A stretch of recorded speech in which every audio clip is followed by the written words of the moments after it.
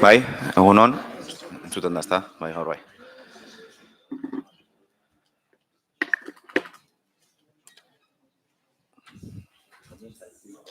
Hasiera emango diogu Uztaileko ohiko osoko bilkurari. Gogoratzarren lehenengo puntu moduen, ez dagoela aktarena, oraindik enpresa berria sartu da, eta printzipioz aste honetarako garzien akta guztiak, baina irailerako erango dugu maiatzeko, ekaineko eta orain Uztaileko akten onarpena, bale? Pentsa gendun plan honetara helduko zirela, baina iraileko planera erango dugu aurreko 3 hiletako 3 bilkuretako aktak. Beraz, lehenengo puntuain bai, 6.827/2026 espedientea, Ogasun eta Barne Erregimeneko informazio batzordean irizpena, 2026ko fakturak onartzea, fiskalizazioa egitea eta eragozpena, enbizer. Expediente 6.827/2026, dictamen de la Comisión Informativa de Hacienda y Régimen Interior, aprobación de facturas 2026, omisión de fiscalización y reparo de enbizer. Alberto, lo artetxe Ogasun zinegotziak azalpenak emango eskuz. Bai, egunon guztioi, Enbizer Servicios Medioambientales S.A. enpresak 2026ko ekainean egindako lanei dagokien fakturaren guztizko gastua ekarri du osoko bilkura honetara, onar dadin, 154.583,06 eurokoa eta kontortzaileak egindako eragozpena kentzea. Kontratu berria Enbizer enpresari esleitu zaio dagoeneko eta horren onarpena aurrerago eztabaidatuko da osoko bilkura honetan. Eskerrik asko. Vale, eztabaidara pasatuko gara, osoak, Oson Zulerria, Alderdi Sozialista, Euskal Herria Jeltzalea, Euskal Herria Bildu, bozkatuko dugu. Bai, bozkatuko dugu aldeko botoak, kontrako botoak, abstentzioa, Auzoak alde, Oson Zulerria alde, PSE abstentzioa, EAJ abstentzioa, EH Bildu alde, hortaz proposamena onartzen da.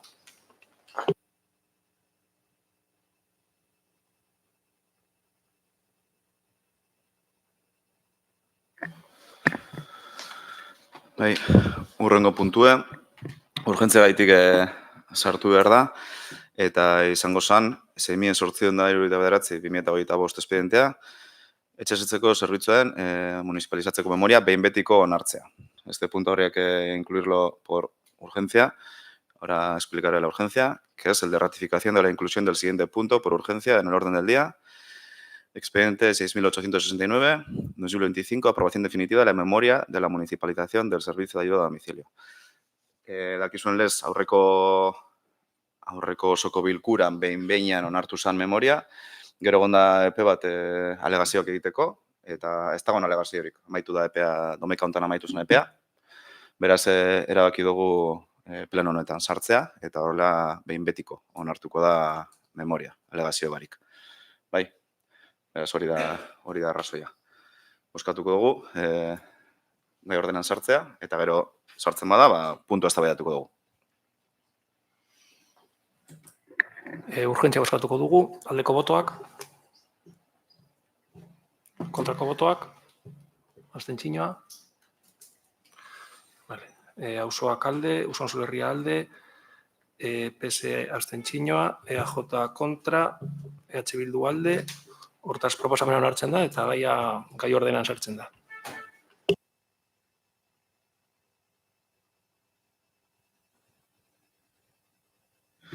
Orain bai, puntua eztabaidatuko dugu, gai ordenan sartun da. Bigarren puntua izango zen, edo hirugarrena, hobeto esan da, kasunetan, urgentzien ostean. 6.879/2025 espedientea, etxesetzeko laguntza zerbitzua municipalizatzeko izendatutako azterketa batzordeak egindako memoriaren behin betiko onarpena. Udalak zuzenean kudeatzeko modalitateren bidez. Expediente 6.869/2025, aprobación definitiva de la memoria elaborada por la comisión de estudio designada al efecto en el expediente de municipalización del servicio de ayuda a domicilio mediante la modalidad de gestión directa por el ayuntamiento. Orduan, ametxe egiture guztio gizartekintzako zinegotziak azalpenak emango eskuz. Bueno, Inigo aurreratu du jada, etxezetzeko zerbitzuaren kudeaketa mota aldatzeko prozeduraren behin betiko onarpena dakargu, ekaineko osoko bilkuran memoriaren hasierako onarpena egin genuen, eta hien aurrean 30 eguneko epea egon da alegazioak egiteko. Alegazio horik ez direnez aurkeztu, behin betiko onarpena onetzi behar dugu oraingoan.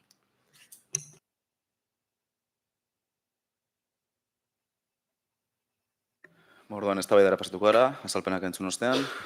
Osoak.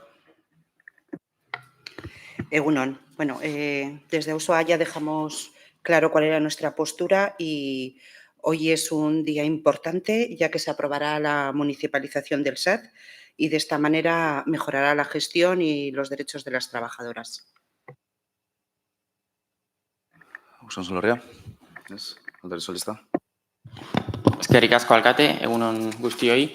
Bueno, nosotros no vamos a insistir o a repetir en exceso los argumentos o la posición que ya defendimos en el pleno del mes pasado cuando se hizo la aprobación inicial de esta memoria, pero sí que hay algunas cuestiones que a nuestro juicio todavía no están claras, que sí que nos gustaría aprovechar la oportunidad que supone el pleno de hoy para, por lo menos para que queden claras tanto hacia los grupos políticos como hacia el conjunto de la población o de las partes implicadas.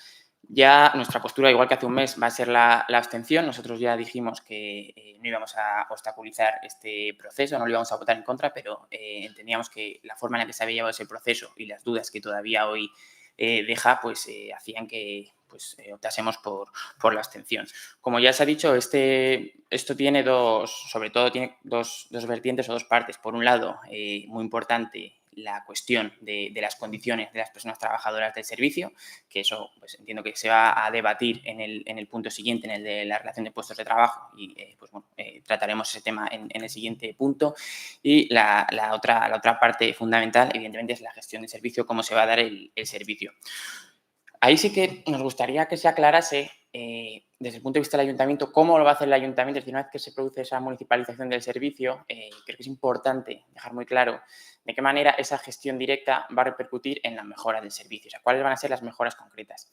Y lo decimos porque hace un mes, cuando nosotros planteamos esta cuestión, que nos parece, insisto, muy importante aclarar, pues la concejala responsable pues nos dijo una serie de mejoras que se iban a dar en el servicio, pero que eran mejoras que estaban reflejadas en el propio reglamento del SAT.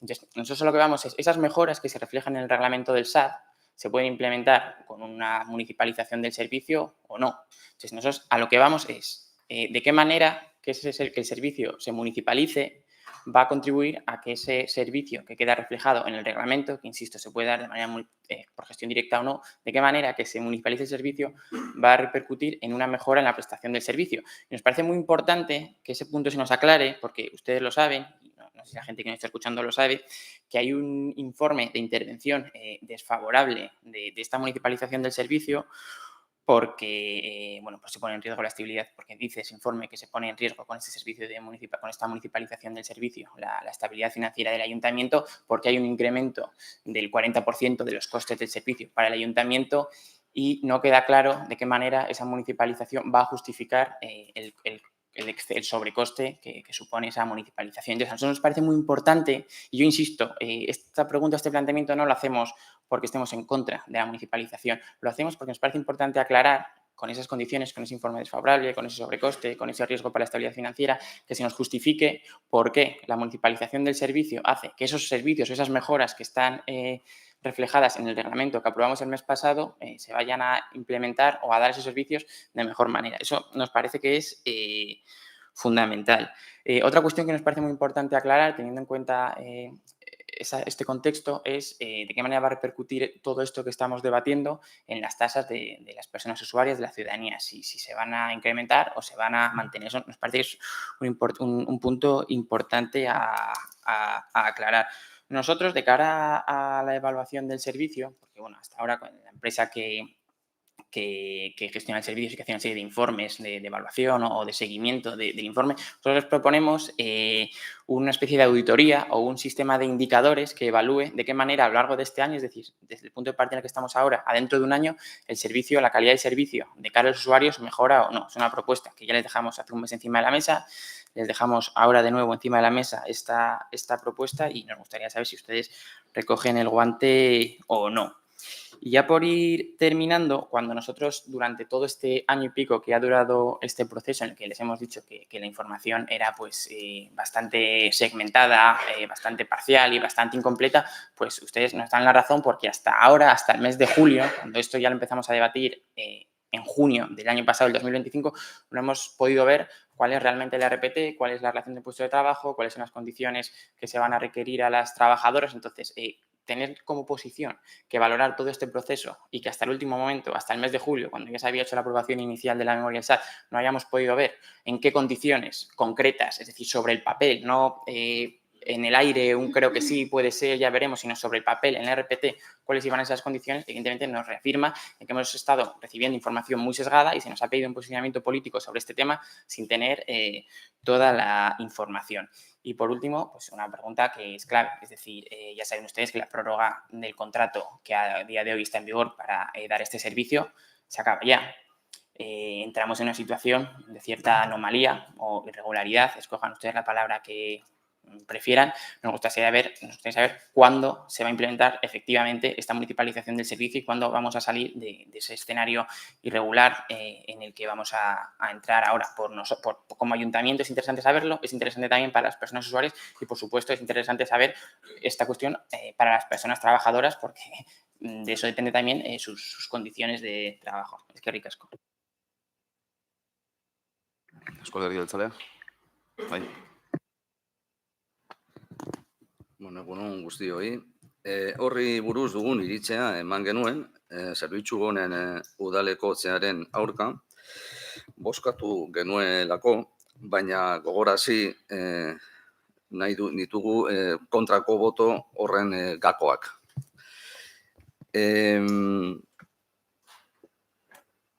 Como ya dijimos en la anterior ocasión, nosotros, desde luego, no estamos en contra de los derechos de las trabajadoras y mucho menos en mejorar todo lo que sea mejora respecto a sus derechos.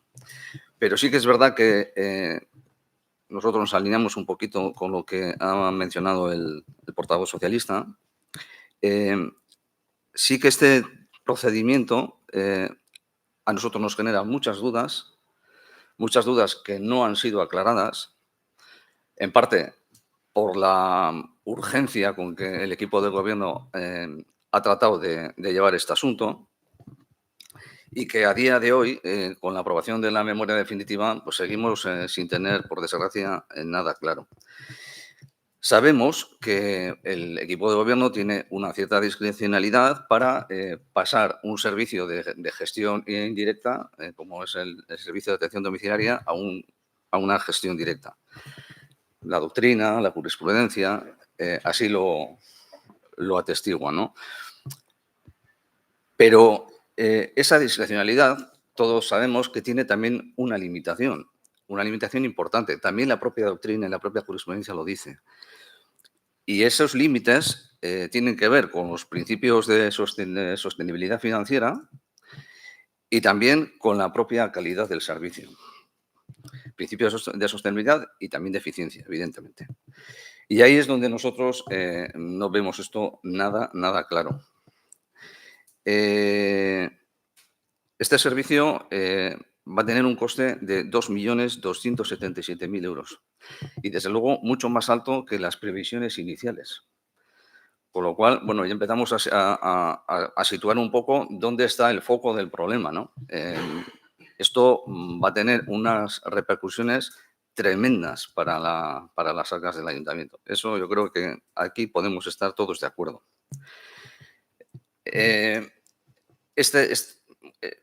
Este tipo de problema que genera la falta la posible falta de sostenibilidad financiera ya lo puso negro sobre blanco el propio interventor, porque no hay que olvidar que sobre este tema hay un reparo del propio interventor. El interventor votó en contra o emitió, mejor dicho, un informe en contra de esta municipalización del servicio, ¿no? Y estas dudas que le generó al propio interventor del ayuntamiento son las que a nosotros nos generan, ¿no?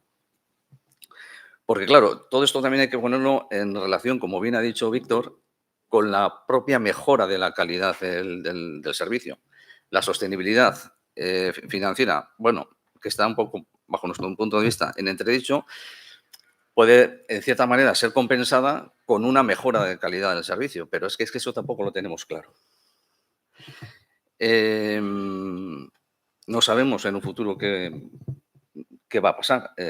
Realmente estas mejoras podrían haber ido a través de una mejora de la gestión indirecta del servicio, pero no se ha optado por esa vía, se ha optado por la vía más radical, que es el cambio de gestión, ¿no? Esto, además, como también ha dicho Víctor, va a suponer ya de entrada que vamos a entrar en una situación irregular a la que ya, por desgracia, también nos tienen acostumbrado. Digo ahora, por ejemplo, lo que ha pasado con Presero, lo que acabamos de votar con Enviser, o sea, entraremos en una situación irregular de tener que validar facturas hasta que realmente esto se ponga en marcha, ¿no? Eso también traerá, supongo, a no mucho tardar, una modificación presupuestaria, porque de alguna manera, claro, el presupuesto ya está cerrado y pues habrá que dotar de medios para pagar todo esto, ¿no? Hay un principio o un dicho que dicen que las personas son prisioneros de sus palabras y dueños de sus silencios, ¿no? Bajo nuestro punto de vista, Bildu, el equipo de gobierno, es prisionero de sus palabras en el sentido de que esta cuestión, ya estando en la oposición, la venía trayendo y, bueno, yo creo que ellos son conscientes de que esto ahora mismo supone un problema y es una decisión muy controvertida, pero evidentemente son prisioneros, como decía, de sus palabras. Veremos si en un futuro también son dueños de sus silencios cuando empiecen a aparecer problemas, que a buen seguro lo sabrá y a no mucho tarda. Eskerrik asko. Euskal Herria Bildu.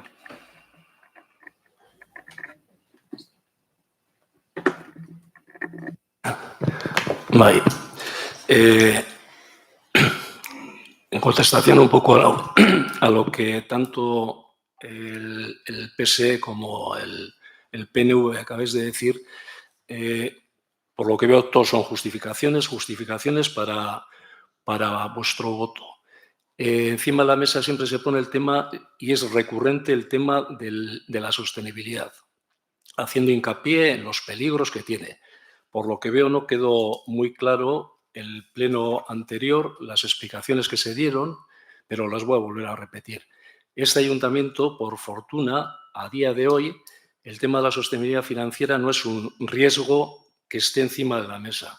Tenemos, como ya se comentó, y no voy a dar datos específicos, ahorros netos positivos los últimos años. Tenemos remanentes positivos los últimos años. Tenemos una deuda cero en este ayuntamiento. Esos son índices que marcan la sostenibilidad financiera de este ayuntamiento. O sea que vamos a dejarnos ya de alarmar a la sociedad, a las personas, a los ciudadanos con tanto ímpetu y tanto hincapié en el tema de la sostenibilidad y los riesgos que tiene este ayuntamiento. Porque esos datos hoy en día no avalan lo que estáis comentando. Eskerrik asko.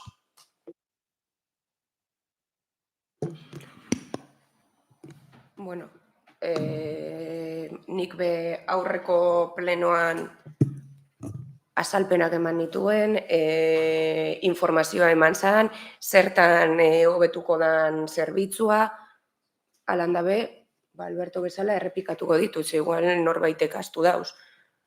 Ze aldaketa edo ze hobekuntza eukingo ditu alde batetik kudeaketa zuzenak zerbitzuan, lehenik eta behin arretaren kalitatean, udalak zuzenean hartu emana izango duela erabiltzaileekin eta batez ere langileekin. Aportazioak, proposamenak eta hausnarketak egiteko bide zuzen eukingo dugu. Orain arte, bitartekari lanak egiten ibili direzen enpresak alde batera utzita. zaintza sistemarako irisgarritasuna ere bermatuta egongo da. Kudeaketa zuzenak emango du guk antolatzeko, guk diseinatzeko eta guk berrantolatzeko ahalmena, izan erreglamentuaren bitartez edo izan beste formato juridikoaren bitartez. Hemen esaten da, araudiaren bitartez egin direzela hobekuntzak eta ez direzela kudeaketa zuzenarekin zertan erlazionatu behar. Bueno, kudeaketa zuzena eta araudiaren aldaketa erabaki politiko batek gauzatu du. Erreglamendu hori izan alzan oso ezberdina eta oingoa eta aurrekoak eukin ditugunak oso ezberdinak izan direz. Ez direz zertatu, oin zertatu ditugun gauzak, inoiz ez direz zertatu langileek egin dituzten aportazioak, erreglamendu honetan badauz, beraz,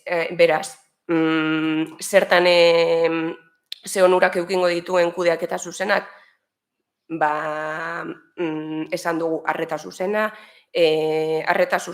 langileekin eta erabiltzaileekin, proposamenak egiteko bide zuzena bebai, langileen lan baldintzak hobeak izango direz, eta aurrekoan esan nuen bezala, lan baldintzak eta soldata duina daukagunean gure lana hobeto eta posago egiten dugu. Eta horrekin ez dut esan nahi, oin ez dutela lan honik egiten.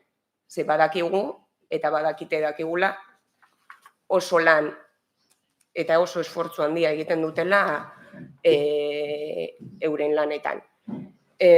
Albertok esan dau diru kontuetan, ni ez nazartuko diru kontuetan, guretzako hau inbertzioa da, ez da gastu bat. Zaintza guretzako estrategikoa da, ezin da negoziora bideratu eta guretzako apustua da. Beraz,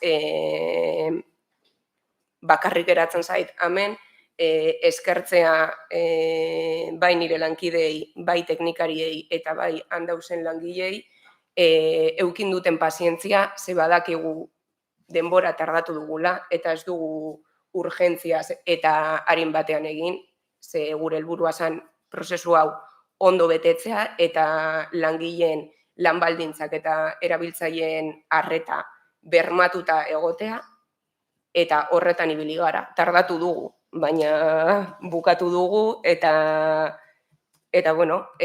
pozik eta harro gaude egin dugun lanagatik. Eta, entzun ditudan diskurtsoak entzunda,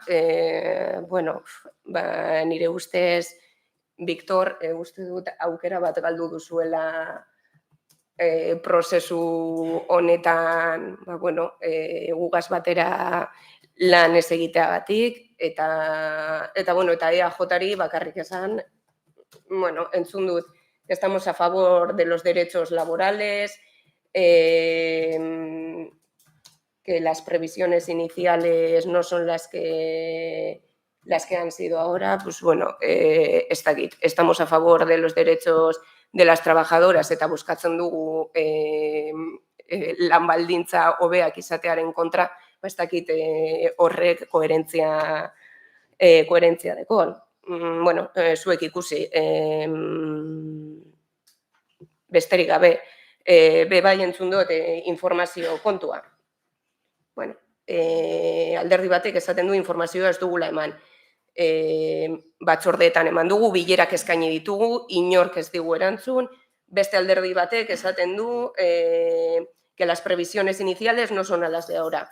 Si hemos tenido previsiones iniciales y hemos dado información inicial, ¿cómo es que no nos hemos enterado del proceso? Ez dakit. Zuek ikusi.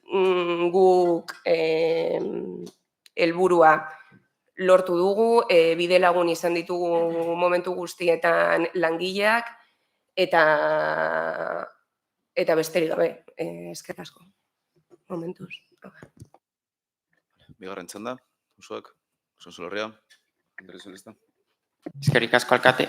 Hablando de oportunidades perdidas, yo creo que aquí el equipo de gobierno ha perdido la oportunidad de, en lugar de aprovechar este debate para explicar y aclarar muchas cuestiones que aún quedan pendientes con relación al servicio, pues simplemente para tratar de confrontar con con la oposición, que yo sinceramente creo que no es lo más importante porque tampoco nosotros veníamos aquí a confrontar. Hemos dejado una serie de cuestiones sin aclarar encima de la mesa que siguen sin ser aclaradas. Han perdido ustedes la oportunidad de aclarar qué va a pasar con las tasas que pagan las personas usuarias. Han perdido ustedes la oportunidad de aclarar cuándo se va a implementar efectivamente esa municipalización del servicio. Han perdido ustedes la oportunidad de aclarar cuándo vamos a salir de esa situación irregular en la que vamos a entrar ahora sacando facturas a una empresa fuera de contrato.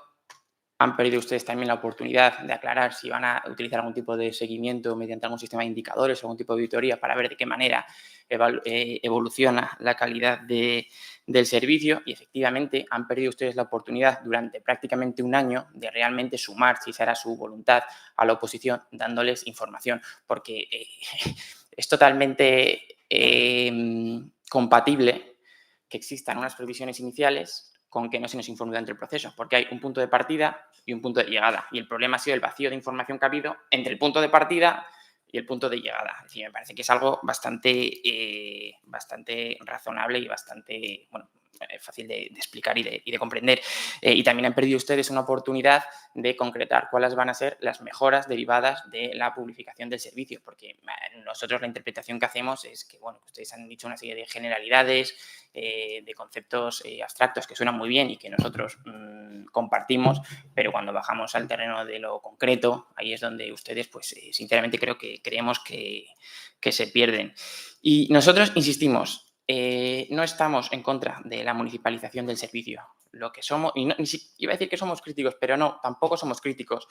Tratamos de tener una actitud analítica de los pasos que se van dando y de las consecuencias del proceso que se ha llevado a cabo. Y me parece que es no solo nuestra responsabilidad, sino nuestra obligación como oposición. Y a ustedes, pues bueno, eso igual les disgusta, pero ¿qué le vamos a hacer? Es nuestro trabajo.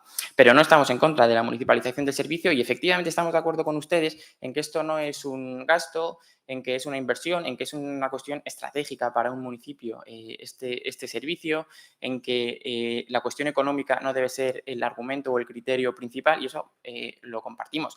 Pero decir esto es perfectamente compatible con decir que si algo incrementa su coste, lo mínimo que hay que hacer es justificar cuáles van a ser las mejoras asociadas al incremento de ese coste. Eso no es decir que el dinero es más importante que la gestión del servicio o que las condiciones de las personas trabajadoras. Es tan sencillo como decir, este dinero del ayuntamiento, que es de todos los ciudadanos y ciudadanas de Galdakao, se va a incrementar ese dinero destinado a un servicio, pues justifíquenos ustedes porque ese servicio va a tener una mejora en la calidad de sus prestaciones. Pero en cualquier caso, nos alegramos enormemente de la estabilidad financiera que ustedes dicen que tiene este ayuntamiento, de que haya ese margen para gastar más.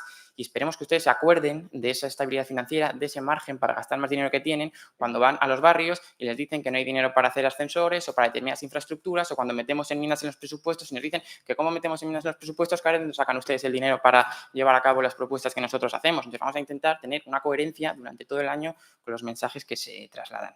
Sin más, eskerrik asko. Euzko Alderdi Jeltzalea. Pues vamos a ver. Primero, para Alberto, el concejal de Hacienda. Ya estamos acostumbrados a que nos presente este panorama idílico de la tesorería, pero la realidad cruda es que el interventor de este ayuntamiento, que es el máximo exponente, se entiende, en cuanto a finanzas, ha emitido un informe desfavorable en contra de la municipalización del servicio tal y como se ha llevado. Esa es la realidad y es incontestable. Y cuando nos presentan también este panorama, este paraíso tan idílico financiero, yo quiero recordarle al concejal de Hacienda que los principios de sostenibilidad financiera no solamente se miden en el presente, se miden también en el futuro. Y claro, el problema es que a nosotros nos genera muchas dudas que este incremento notable del costo de este servicio, que consideramos importantísimo, lo que va a suponer en el futuro. Y está claro que va a suponer un problema evidente. Todo referente, como estaba diciendo, al tema de los recursos económicos del ayuntamiento. Las cifras están ahí. Y ya de entrada, a no mucho tardar, tendremos que aprobar una modificación presupuestaria, etcétera, etcétera. Con lo cual, bueno, pues ya empiezan un poquito a derivarse los problemas.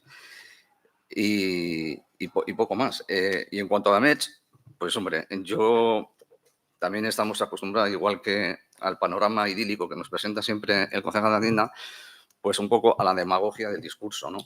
Porque, a ver, que esto no es un negocio es evidente. O sea, que yo creo que aquí no hay nadie que ponga en tela de juicio que los cuidados tengan que ser un negocio. Estamos hablando simplemente de maneras de gestionar, que no tiene que ser ni mejor ni peor.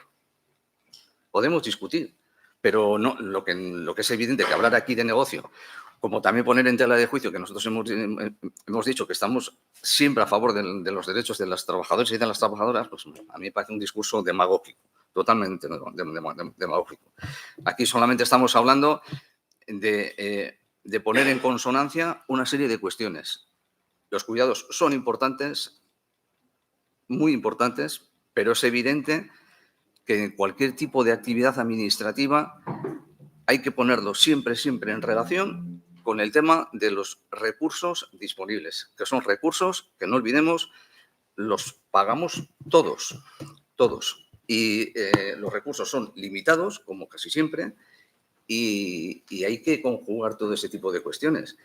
Y a nosotros nos genera, como bien ha dicho Víctor, muchas dudas la sostenibilidad de esta decisión y que esto vaya a tener una repercusión una repercusión directa o indirecta siquiera en la mejora de la calidad del servicio. Y como nos genera todo ese tipo de dudas, porque tampoco las explicaciones han sido muy amplias durante todo este proceso, pues votamos en contra. A pesar de que consideramos que esto debería tener otro tratamiento y de que probablemente en la gestión, tal y como se estaba llevando hasta ahora, había que introducir mejoras, pero claro, todo dentro de un límite. Eskerrik asko. Euskal Herria Bildu. Bueno, kudeaketa ereduaren inguruko eztabaida izan dezakegu. Batzuk demagogia deitzen duzue, beste batzuk gure egiteko modua. Baina nire importantea iruditzen zait azpimarratzea kudeaketa eredu horren aldaketa zelan ematen den. Eta gogoratzearren, 1989an, garai horretan zegoen gobernu taldeak EAJ buru zela, esku publikoetatik esku pribatuetara kudeaketa jarri zuen martxan. Inongo elkarlan barik eta langileen iritzia kontuan hartu barik. Are gehiago langileak kontra izanik. Hau da, mejorar los derechos laborales de las personas trabajadoras. Gaurkoan ordea, garai hartan baztertu eta alde batera utzi ziren langileak prozesu honen erroetariko bat izan dira. Elkarlanean aritu gara, euren aportazioak txertatu dira, eta prozesuak aurrera egin duen heinean informazioa eman eta kontrastatu eginda eurekin. Egiteko modu ezberdinetaz ari garenean honetaz ari gara. Alderdiok helburu berdina edo kasu honetan bezala ezberdina izan dezakegu. Baina argi dagoena da prozesuak aurrera eramateko era oso ezberdinak dekoguzela. Batzuk alde bakarreko prozesuak egiten dituzuen bitartean, beste batzuk proiektuaren parte ezinbestekoa diren pertsonekin egiten dugu bidea. Eta beldurraren eta ziurgabetasunaren diskurtzuen aurrean guk informazioa eman eta erabaki konpartituak lehenesten ditugu, eta horrela egin dugu. Ez garelako municipalizazio soil batez ari. Ari garelako emakumeen lan prekarizatua balorean jartzeaz eta horrek dakarren errekonozimenduaz. Ere ari gara zaintza publikoa eta kalitatezko baten beharraz eta ari gara zaintza erdigunean jartzeaz. Horrela irudikatzen dugulako etorkizuneko galdakago. Zaintzen duena eta balorean jartzen dituena zaintza lanak egiten dituzten profesionalak. Eta hau ez litzateke izan behar galdakaoren kontua bakarrik. Izan ere, zaintza sistema publiko baten beharraz hitz egiten dugu, udaletik haratago doana. Osasun edo hezkuntza publikoetara parekatu beharko litzatekena. Eta, lehen esan dut, baina bukatu nahiko nuke eskerrak ematen prozesu hau posible izateko parte hartu duten pertsona guztiak. Oztopoak izan ditugu, asko luzatu gara ere, baina, gogorra izan da, lortu dugu, eta mila esker parte hartu duzuen guztiei eta bereziki mila esker langilei be bai. Eskerrik asko. Bai, nik gauzatxo bat argitzearen, ez batzutan hemen esaten danean, ez dakit, prozesuak kritikatzen dala, batez ere, zaintza defendatzen dugula, langileen eskubideak defendatzen direla, zaudetela, esan duzu, Victor, bigarren interbentzioan, leundu duzulako bizkat diskurtsoa, zaudetela municipalizazioaren kontra, baina bizkat prozesua eta kritikatu duzue. Ez da lehen aldia, eta berriz ere gogoratu behar dugu, hor gaudela zinegotziak, hor daudela teknikariak azalpenak emateko. Eta horren atzean ez dagoela informazio bat izkutatuta, ze batzutan ematen du hori azalaratzen duzuela. Guk ez dugu egingo oposizio lana zuek egin behar duzue. Eta hor irekita egon dira ateak behar duzuen informazioa jasotzeko. Eta gero zalantza hori ez, ze onura ekarriko dituen, eta bar. Pentsatzen dugu agian hobe izango zala Osakidetza edo hezkuntza sistema publikoa privatizatzea, agian diru gehiago edukiko luke Eusko Jaurlaritzak eta diru aurreztuko luke. Ez diogu hori galdera hori egiten gure buruari, ez da? Defendatzen badugu beste momentu batzutan, beste kontestu batzutan, zaintza sistema publiko bat egon behar dela, are gehiago, ez bakarrik municipalizazio bat, zaintza sistema publiko bat, Eusko Jaurlaritzak benetan esku hartuko lukeena eta zerbitzu unibertsal bat emango lukeena, horren alde bagauz, nire ustez bada aukera bat galtzea, ezkerreko alderdi baten aldetik, bide honetan lagun eukiteko eta batera joateko bide honetan. Ni bozkatu baino lehen bakarrik hausnarketa bat, alkate moduen, nik bakarrik aipatzearren alkate ezberdinik hitz egiten dodala, ez bakarrik ni alderdikokaz, eta kezka oso nagusi dela mundu honetan, gero eta enpresa konstruktora adibidez gehiago sartzen direlako lizitazioetan. Beraz, ez dela negozio egiten, lizitazioetan arazo handiak daude udaletxe askotan, ze normalean kudeaketa eroan da, era pribatuan adibidez, baina aditua den enpresa baten bitartez, eta gaur egun gero eta hori, Madridetik datozen enpresa konstruktora asko sartzen dira, lehiaketa horietan, eta askotan, zoritzarrez, irabazten dute. Beraz, horrezatea ez dela negozio bilatzen, uste dut ez dela errealitategaz bat etortzea, eta benetan, nik ez dut esaten bakarrik nire alderdiko alkatei buruz sentitzen doana. Baizik eta beste alderditakoak bai, zuen alderditakoak bai, kezka hori azaleratu debria. Bakarrik hori, beraz, negozio hona, kako txartean jarri, eta beste baterako igual ez da luzeago egingo dugu horrekin. Bozkatuko gu? Bai, bozkatuko dugu. Aldeko botoak? Kontrako botoak? Abstentzioa? Auzoak alde, Uson Solerria alde, PSE abstentzioa, EAJ kontra, EH Bildu alde, hortaz, proposamena onartzen da.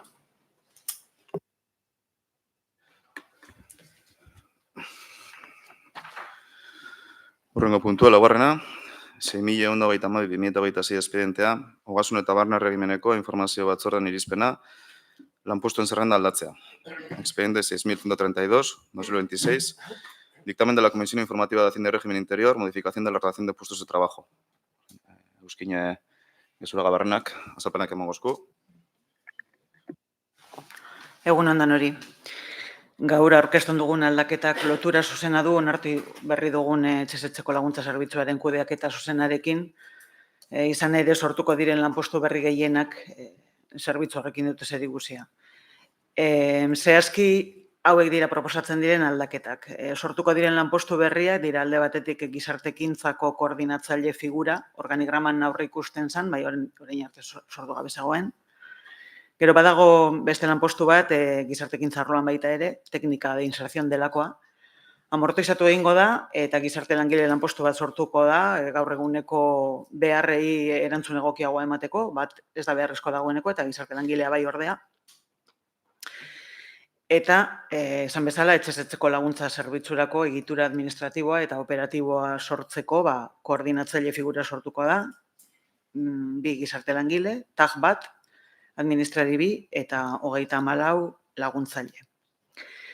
Uste dugu era horretan gizartekintzako egitura sendotuko dela aldaketa hauekin, ez bakarrik etxez etxeko laguntza zerbitzua, baizik eta arlo osoa eta dituen beharrak asebeteta geratuko direla. Lanpostu berri hauek sortzerakoan hizkuntza eskakizunak eta derrigortasun datak baita ere esleitu dira, bai lanpostu berrietan eta baita hirigintzako arkitekto lanpostuan berriki hutsik geratu baita lanpostu hori. Eta kasu guztietan udaleko euskara arloaren aholkua izan dugu eta baita hizkuntza politikarako sailburu ordetzaren txostena eta txosten horri jarraituz egin da aldaketa guztia. Bestalde, errelebo kontratuak egiteko eskaera berriak izan ditugu, dakizuenez lege aldatu egin zen igez eta errelebo kontratuak egin izateko prozedura desberdina da. Esan bezala 4 eskaera izan ditugu urte honetan, 2 euskaltegiko irakasle, atezain bat eta piano lengoaia musikaleko irakasle batenak. Eta, igaz gertatu bezala, edo urte honen hasieran, ez daukadeko gogoan ja, ispilu lanpostuak izango dira, eta erretiro partziala hartuko duten langileek behin betiko erretiro hartzen dutenean, lanpostu bikote bakoitzeko bat, amortizatuko da eta geratuko da lanpostu bakarra. Eta beste lanpostu batzuk eguneratu egingo dira, zehazki lanpostu mailako osagarriak eguneratuko dira, nivela moduan ezagutzen dugun hori, kolokialki nivel moduan ezagutzen dugun hori eguneratuko da. AP mailan dauden guztiak 12tik 13ra pasatuko dira eta AP guztiak bateratuko dira horrela. Abi mailan badaude lanpostu batzuk 18an daudenak eta horiek 20ra igoko dira, zehazki dira behargintzakoak, musika eskolakoak eta euskaltegikoak. Eta azkenik, liburutegiko laguntzaileak 15ean zeuden eta 16ra igaroko dira, eta horrela C2 mailako guztiak ere 16an bateratuko dira. Mila esker. Azalpenak entzun da, eztabaidara pastuko gara, osoak, Sonsolorria, Alderdi Sozialista. Eskerrik asko berriro, alkate. Nosotros siguiendo un poco en la línea en la que veníamos del punto anterior, que el nuestro no es un discurso, ni es un discurso crítico, ni es un discurso de alabanza, simplemente es el de aprovechar una oportunidad como es este pleno para clarificar ciertas cosas, para que se adquieran ciertos compromisos y para hacer un poco frente a una sensación de incertidumbre que nosotros sí que hemos notado. Creo que no se nos puede achacar que en este proceso hayamos tenido un discurso alarmista. Creo que eso no es así. Se nos ha dicho que hemos suavizado el discurso en la última intervención. No sé si era una crítica o no, pero bueno, nos alegramos de que ustedes lo interpreten así porque ya digo que no venimos aquí con un tono de confrontar, sino de aclarar cosas y hacer frente a la incertidumbre. Entonces, pues suave, no suave, no lo tomamos como una crítica. Pero siguiendo en la cuestión de la oportunidad que supone este punto para aclarar ciertas cosas, sobre todo con relación a las condiciones laborales de las personas que van a llevar a cabo llevar a cabo el servicio del SAT, nosotros sí que creemos que el flujo de información ha dejado mucho que desear. A mí me gustaría saber si ustedes consideran que a todas las personas trabajadoras les consta la información que hoy estamos debatiendo, si esa información se la han trasladado ustedes y si han tenido la misma capacidad de acceso a toda esta información las personas que están vinculadas a un sindicato o las personas que no. ¿Qué esfuerzo han hecho ustedes para que esto que estamos hoy debatiendo realmente esa información le haya llegado al conjunto de las personas trabajadoras afectadas?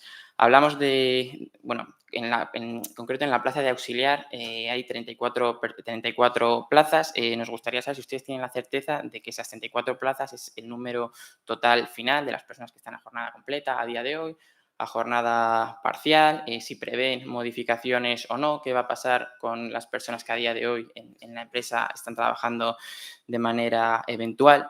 Nos parece que está en una buena oportunidad la de hoy para que ustedes se comprometan, nos confirmen algo que ha ido teniendo una respuesta un poco difusa durante estos meses, que es cuál va a ser el convenio que se les va a aplicar a las personas que entren a formar parte de la plantilla municipal, si efectivamente, como nosotros entendemos que es lo razonable, van a tener el convenio de trabajadoras municipales y si eso va a ser aplicable a todas las personas trabajadoras del SAT.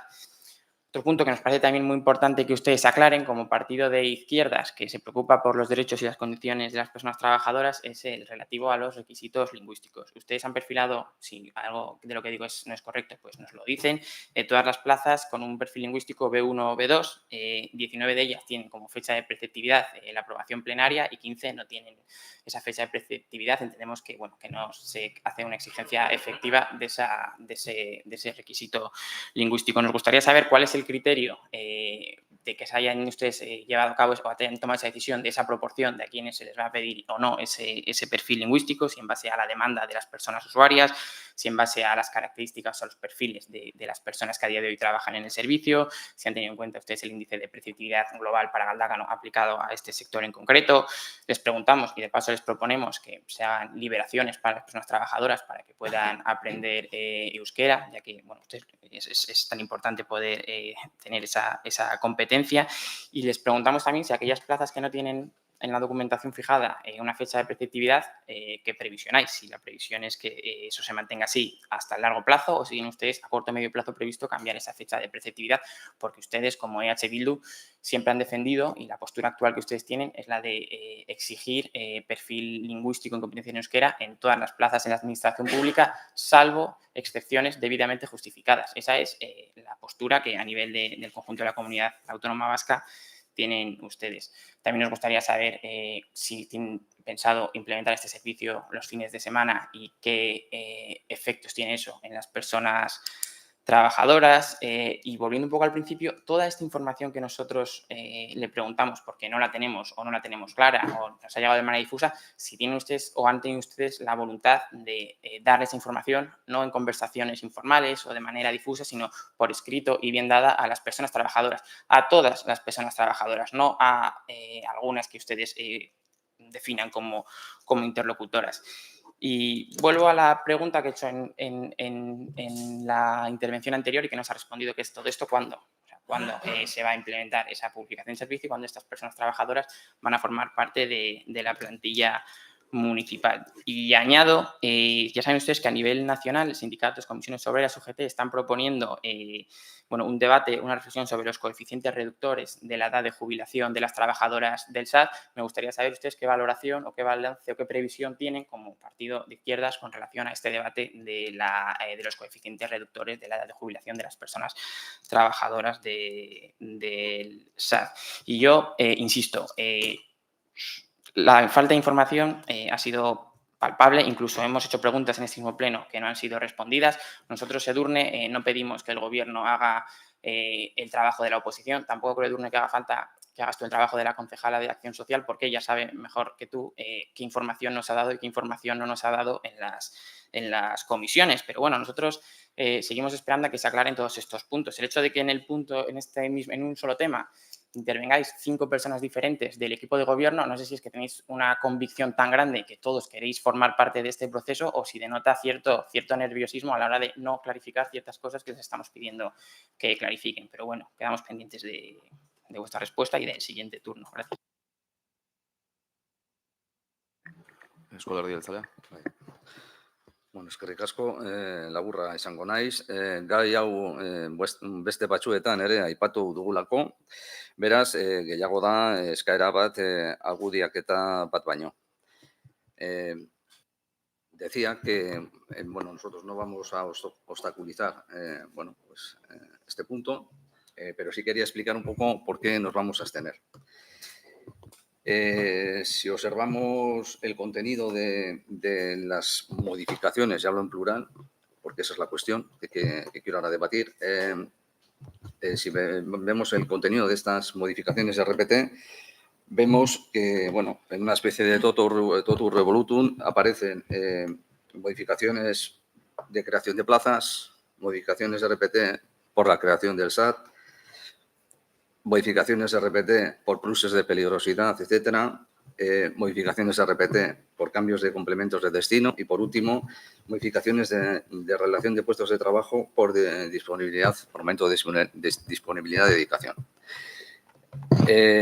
Esto, como decía, ya lo he manifestado yo en otras ocasiones, en situaciones no iguales que esta, pero en otras parecidas, como son las modificaciones presupuestarias, y nos hemos quejado de que este tipo de totum revolutum, de meter un montón de cuestiones que no tienen nada que ver unas con otras y que en una especie de trágala los partidos de la oposición tenemos como en la ruleta pues apostar a todo o nada, no nos parece un ejercicio democrático muy, no sé, muy lógico de cara a la oposición. Y digo esto porque, como veis, este tipo de modificaciones de RPT que he mencionado, pues es que no tienen nada que ver unas con otras. Entiendo que la lógica y la tendencia es a la agilidad y la simplicidad administrativa, a eso se va, a la, bueno, pues a la reducción de la economía de costes, etcétera, etcétera. Pero claro, eso está muy bien siempre y cuando no se cercenen también los derechos de la oposición y los derechos al posicionamiento que puede tener la oposición al respecto. Porque claro, nosotros podemos estar dentro de este mare magnum de modificaciones de RPT de acuerdo con unas y no de acuerdo con otras. Y al final, tal como se plantean estas cuestiones, pues te ves obligado a tener que, eso, como decía, como la ruleta, o votas a todo que sí, o votas a todo en contra, o te abstienes en todo, y no nos parece lógico.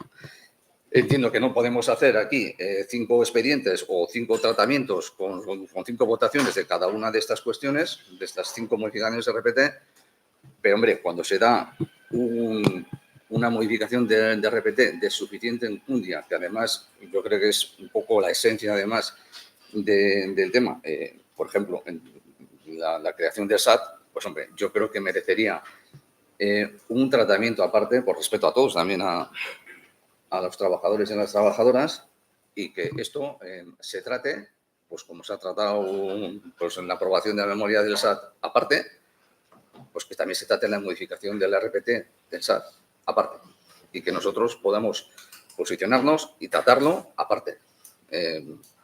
Está muy bien que, ya te digo, que se haga una especie de agilidad y de simplicidad administrativa, pero sin cercenar los derechos que tiene la oposición a posicionarse. Bigarren txanda? Zoak, no se lo ve. Falta un ni? Ui, parkatu, parkatu. Claro.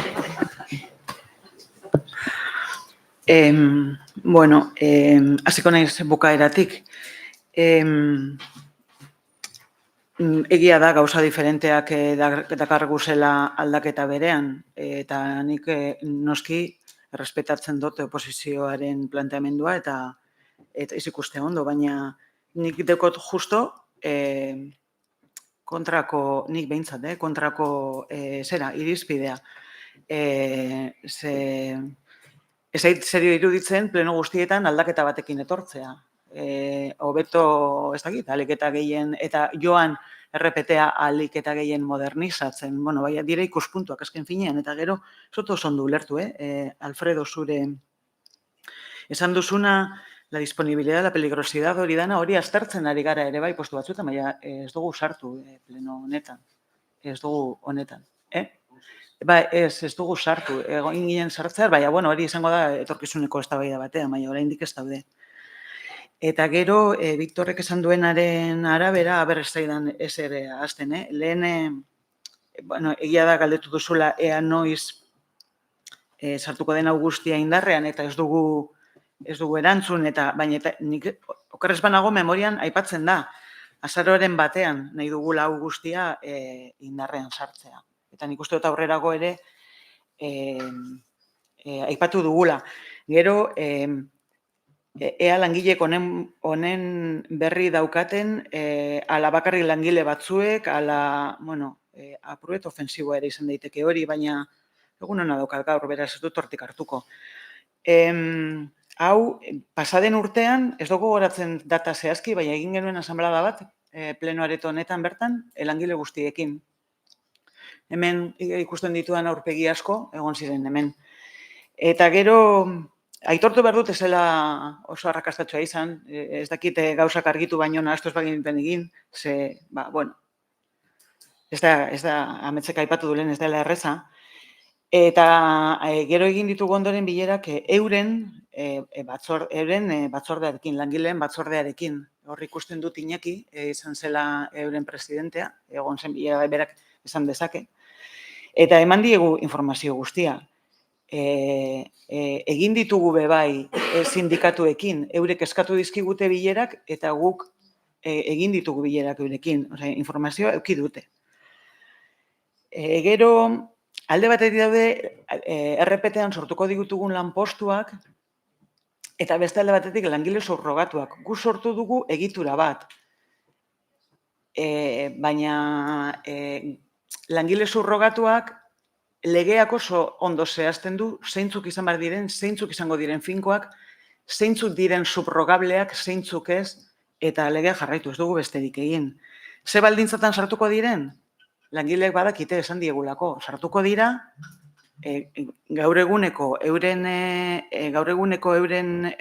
baldintzetan eta ahalik eta lasterren udalitzen aterkipean sartuko dira. Ez dugulako ulertzen erakunde bereko langileak egotea baldintza diferenteatan.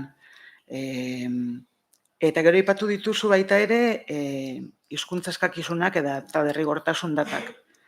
Esan dut, azalpenean, hizkuntza eskakizunak esleitzeko eta baita derrigortasun datak ere, lanpostu guztiekin, ez bakarrik kasu honetan, euskara errora jotzen dugu. Eurek direlako honetan adituak eta euren aholkuaren bila, euren irizpide tekniko profesionalaren bila jotzen dugu, eta noski eurek HPS-eren, hizkuntza politikarako sailburu ordetzaren txostena eskatzen dute. Horre, eurek HPS-eren txostena jarraitu dugu zuzen. Eta esan duzu eskatutako hizkuntza eskakizuna ez duten langileen kasuan, aukerarik izango duten, euskara ikasteko, noski, errastasunak izango dituzte, gainerako udal langileek bezala. Eta, bueno, honetan, bitu, aprobetxatu nahi dut esateko, badakidala aurten, ikasturte honetan, orain bukatu den ikasturtean, udal euskaltikek izan duela sekulako matrikulazio gorakada, eta izan direla etxezitzeko langileen matrikulak, inhandi batean, eta, bueno, zoriondu nahi ditut euren ekimenagaitik, eta zoriondu baita ere badakidalako batzuk lortu dutela euren helburua, beraz, zorionak eta mila esker. Eta ez dakit zerbait astu dudan egia esan, ze horan improvisatzea oso dituta beste batzuk pasatu den bezala. Mila esker. Bai, bigarren txanda. Osoak, Konseloria, Alderdi Sozialista, Euskadiko Ezkerra. Casco. A ver, nosotros hemos lanzado una serie de preguntas que podrían haber tenido una respuesta bastante concreta y la respuesta a prácticamente todo lo que hemos puesto encima de la mesa ha sido bastante difusa. Entonces voy a intentar hacer un pequeño repaso. Sí que es verdad, si nos da una respuesta muy concreta y agradecemos, que es cuándo va a entrar esto en vigor. 1 de noviembre. Es verdad que en la intervención la concejala ha dicho tenemos la intención de que sea el 1 de noviembre, entonces ahí ya me ha quedado la duda de si tenemos la intención es, bueno, tenemos que poner una fecha y vamos a poner la fecha 1 de noviembre, si realmente este gobierno tiene ese compromiso y tiene la certeza de que el 1 de noviembre se va a implementar efectivamente esa gestión directa del servicio. ¿Hasta qué punto esa fecha es una referencia o simplemente un horizonte difuso? Con el tema de que si es ofensivo o no lo que hemos dicho, yo creo que no podíamos haber hecho las preguntas de una manera más aséptica y más neutra. La capacidad que tengan ustedes de ofenderse, pues entenderán que no es problema nuestro, pero parece ser que hoy vamos dando saltos entre ser muy suaves, ser ofensivos, no sé muy bien, estoy un poco confuso con realmente cómo interpretan ustedes el tono con el que intervenimos, pero sí que les agradecería que no tuvieran la piel tan fina y que tuviesen ustedes mayor capacidad de adaptación a convivir con el trabajo de la oposición. Pero yo voy a insistir, el flujo de información a la oposición, a las personas trabajadoras, es escaso y ustedes lo saben. Ustedes se han reunido con quienes a ustedes les ha parecido que bien reunirse y con otras personas, otros entes, otros agentes que han solicitado reunirse, no lo han hecho. Eso lo sabemos nosotros, lo saben ustedes y se pueden ustedes ofender, no ofender. Eso es cosa suya, pero es una realidad. Y luego hay una serie de cosas que ustedes constantemente echan balones fuera, evitan cualquier tipo de responsabilidad, se ponen de perfil, hablan de que ustedes siguen la ley como, bueno, como si la ley fuese algo ahí que les exime a ustedes de cualquier tipo de responsabilidad, de cualquier tipo de compromiso. Vale, hay una ley que ustedes antes de empezar ese proceso sabían, entiendo, que sabían cuál es la ley y a qué obligaba. Pues sean consecuentes con eso y digan, oiga, mire, nuestro objetivo es este, la ley dice esto y entonces lo que va a pasar es esto, esto, esto y esto. Pero no digan, oh, bueno, la ley dirá, a ver qué pasa con la ley. Hombre, eso no es una respuesta. Ustedes asuman la responsabilidad que tienen y no tiren balones fuera. Y lo mismo pasa con los requisitos lingüísticos del euskera. Y yo insisto, otra vez, como partido de izquierdas, del lado de las personas trabajadoras, les pregunto en base a qué han decidido ustedes tener esa proporción de requisitos lingüísticos y no otra. Y ustedes van y nos dicen, no, el informe técnico del área de euskera y ya está, y se quedan tan tranquilos y ni se paran a responder si ese informe tiene que ver con el índice de receptividad global del municipio,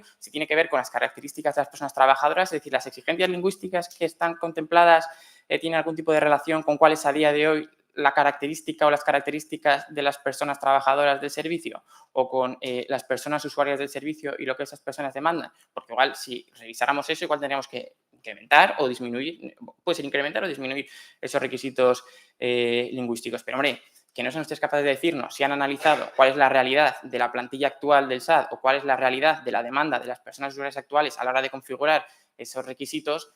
Eso, si eso no es echar balones fuera, ponerse de perfil y eludir responsabilidades, pues en fin, no sé lo que es, la verdad. Pero sí que nos preocupa la incapacidad, tanto en este punto como en el anterior, de dar respuestas concretas y de aclarar cosas. Y esto no sé si es suavizar, si es ofender. Nosotros intentamos hacerlo todo desde un punto de vista crítico y analítico, como posición constructiva, pero sí que les agradecería que en este nuevo turno que tienen ustedes de intervención, pues clarifiquen algunas de las cosas que siguen sin quedar claras. Es que ricas. Sí, eskerrik asko. Bueno, yo agradecerle que haya recogido Egusquiñe, bueno, el guante con cierta deportividad en aras a, bueno, la posibilidad de mejorar esta cuestión que planteaba antes. Yo creo que de esa manera ganaríamos todos en un mejor tratamiento de los asuntos y facilitaría el posicionamiento que pueda tener la posición respecto a esos asuntos. Y esto también vale para Alberto, concejal de Hacienda, cuando hablemos de modificaciones presupuestarias. No hacer un totum revolutum, como ha reconocido Egusquiñe, de cosas a veces muy diferentes que te obligan, como he dicho antes, a un trágala de o aceptas todo o no aceptas nada. Nada más, eskerrik asko. Euskal Herria Bildu. Alfredo, baina nik uste du jarraituko dela errepetaren aldaketak horrela planteatzen, Osea, bueno, eta gero, bueno, Bitorrek esan duenaren arabera, hombre, iradokitzea langile batzuk informatu ditugula, eta beste batzuk ez, bueno, aportxo bete ofensiba, bai, baina, bueno, sin más, naiz eserretzen, ni mucho menos.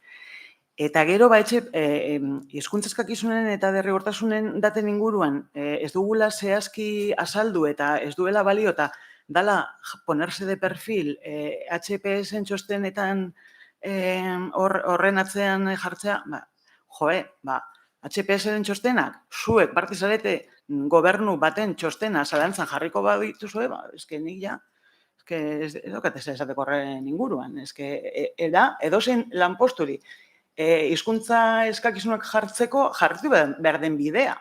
Ez guk jarriko genizkieke hizkuntza eskakizunak eta derrigortasun datak lanpostu guztiei, baina badakigu, ezin dugula, zoritxarrez, holan da. Eta, bukatzeko esan nahiko nuke, proposatzen ditugun aldaketa guzti hauek helburu zehatza dutela. Gure herriak dituen beharrak asebetetzea, eta horretan ari garela lanean astiro. Argi daukagu, eta zabeldu dugu, askotan esan dugu, etxezetxeko laguntza zerbitzua hobetuko dela, kudeak eta zuzenaren bidez eskainita, eta konbentzimendu horregazari gara lanean. Horregaitik sortu dugun egitura, alde teknikoarekin sakon hausnartu eta gero. Eta, bueno, hemen ez dira aipatu, baina gainerako aldaketek ere azterketa sakona pasatu dute. Lanpostuen zerrendaren koherentzia bilatzen dute, aurrekontuaren egonkortasuna bermatuz, naiz eta Alfredo ez den nirekin ados egongo, eta egungo gizartean eskakizunei erantzun hobea ematea dute xede. Eta nabarmendu nahi dut, bai, eta balioan jartzeko bai, nire arloko langileen lana, errelebo kontratuak egin ahal izateko egindako alegina. Inguruko erakunde gehienek denek ez esateagatik lege berriak ezarri dituen zailtasunen aurrean bertan bera utzi dituztenen errelebo kontratuak, Galdakoko udalak bidea topatzeko alegina egin du, bere langilei ondo merezitako erretiro aurreratua bermatu ahal izateko. Eta ez da erraza izan, ez da erraza izaten ari, baina bagoaz aurrera bide egiten. Eta, hildo berean lanean jarraitzeko asmo sendoa dugu, hemen eztabaidan atera dira esku artean ditugun beste kontu batzuk, lanpostuen zerrenda bezalako antolaketa tresna garrantzitsu bat aztertzen, eguneratzen eta hobetzen. Beraz, ziur naiz hilabete gutxiren buruan, egongo garela berriro gai honen inguruan eztabaidan eta hitz egiten. Eskerrik asko. Eztabaida amaituta, bozkatuko dugu. Bozkatuko dugu, aldeko botoak, kontrako botoak, abstentzioa, Auzoak alde, Uxue Solerria alde, PSE abstentzioa, EAJ abstentzioa, EH Bildu alde, hortaz proposamena onartzen da.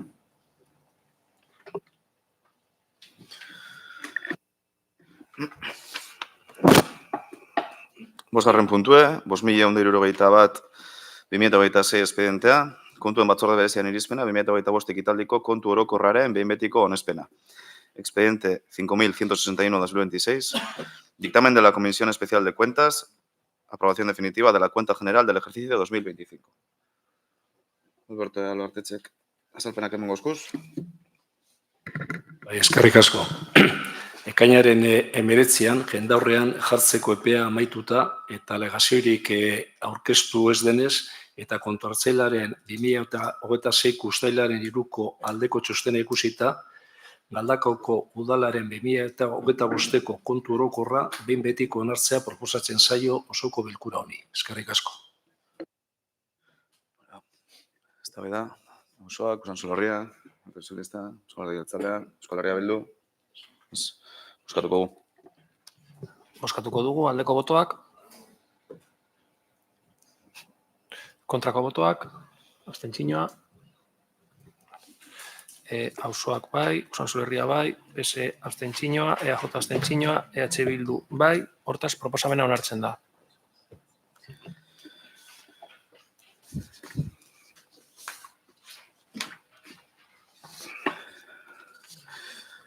Seigarren gaia, 584/2026 espedientea, Gazteria Kultura, Kirola eta Jaietako Informazio Batzordean irizpena, Galdakoko udalaren kirol instalazioen kudeaketa integrala eta jarduerak egiteko zerbitzua emateko, genero ikuspegia eta hizkuntza irizpideak txertatuta eta fitness gelarako ekipamendua hornitzeko kontratu esleitza. Expediente 584/2026, dictamen de la Comisión Informativa de Juventud, Cultura, Deporte y Fiestas, adjudicación de la contratación del servicio de gestión integral y actividades de las instalaciones deportivas municipales del Ayuntamiento de Galdakao, incorporando la perspectiva de género y criterios lingüísticos y suministro de equipamiento para sala de fitness. Asier Korte Ibarra, kirol zinegotziak, azalpenak emango eskuz. Egunon.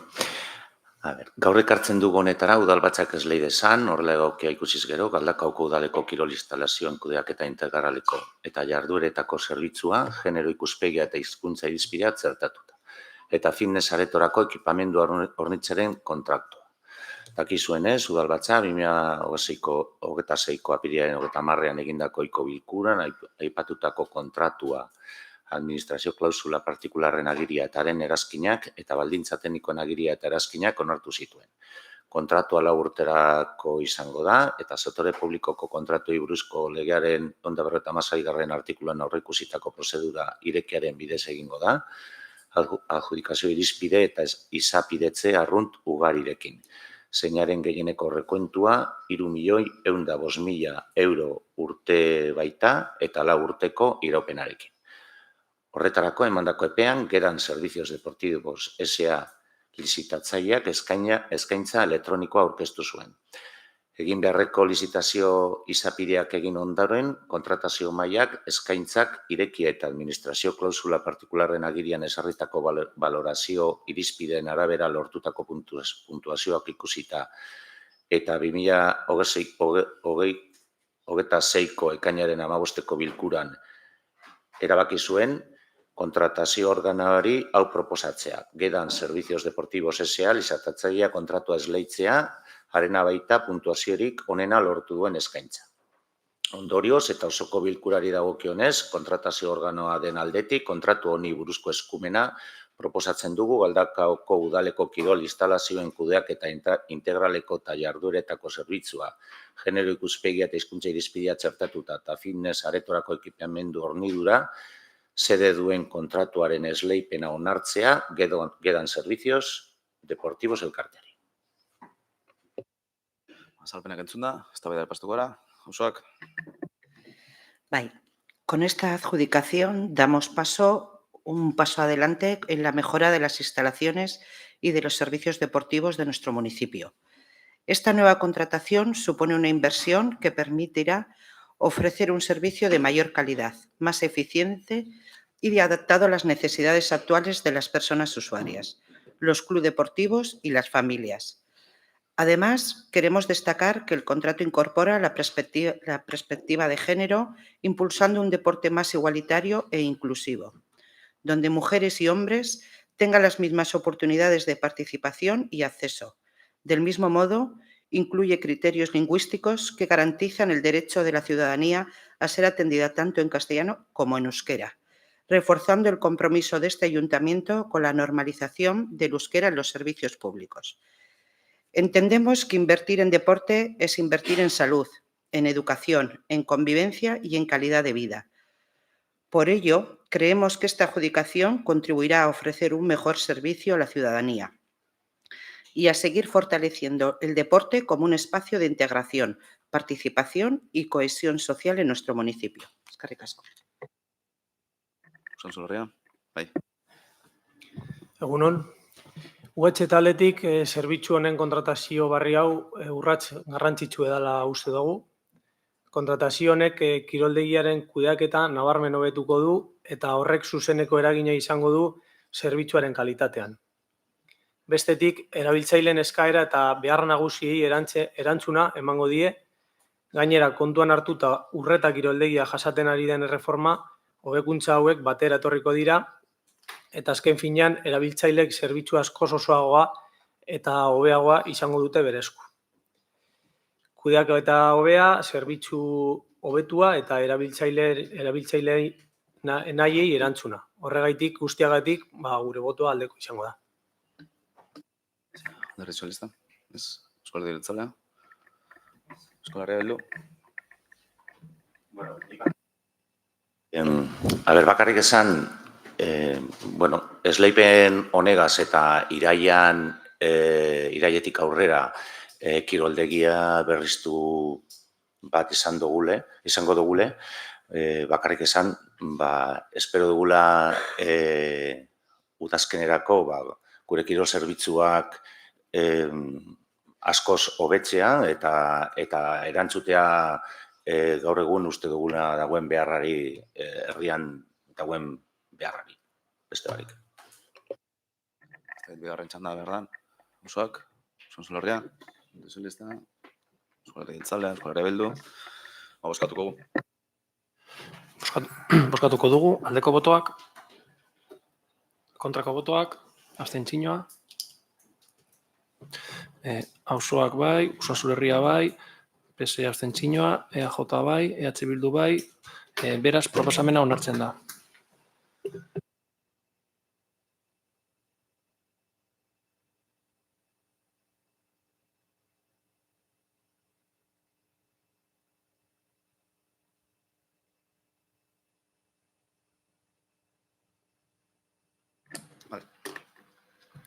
Zazpigarren puntue, 7.216/2026 espedientea, Gazteria, Kultura, Kirola eta Jaietako Informazio Batzordeen irizpena, Galdakoko gazteen emantzipazioa errazteko diru laguntzak emateko oinarri erabiltzaileak aldatzea. Expediente 7.216/2026, dictamen de la Comisión Informativa de Juventud, Cultura, Deporte y Fiestas, modificación de las bases reguladoras de la concesión de subvenciones destinadas a facilitar la emancipación de las personas jóvenes de Galdakao. Ez, ametxek, gazteria zinegotziak, zapenak eman guztuz. Bueno, 2025an martxan jarri genituen gazteentzako emantzipazioa errazten duten diru laguntzak. Oraingoan diru laguntza horien oinarrietan modifikazio batzuk dakartzagu. Modifikazio hauen helburua da ahalik eta gazte gehien diru laguntzaren onuradunak izatea. Eta horretarako 3 aldaketa nagusi sartu ditugu.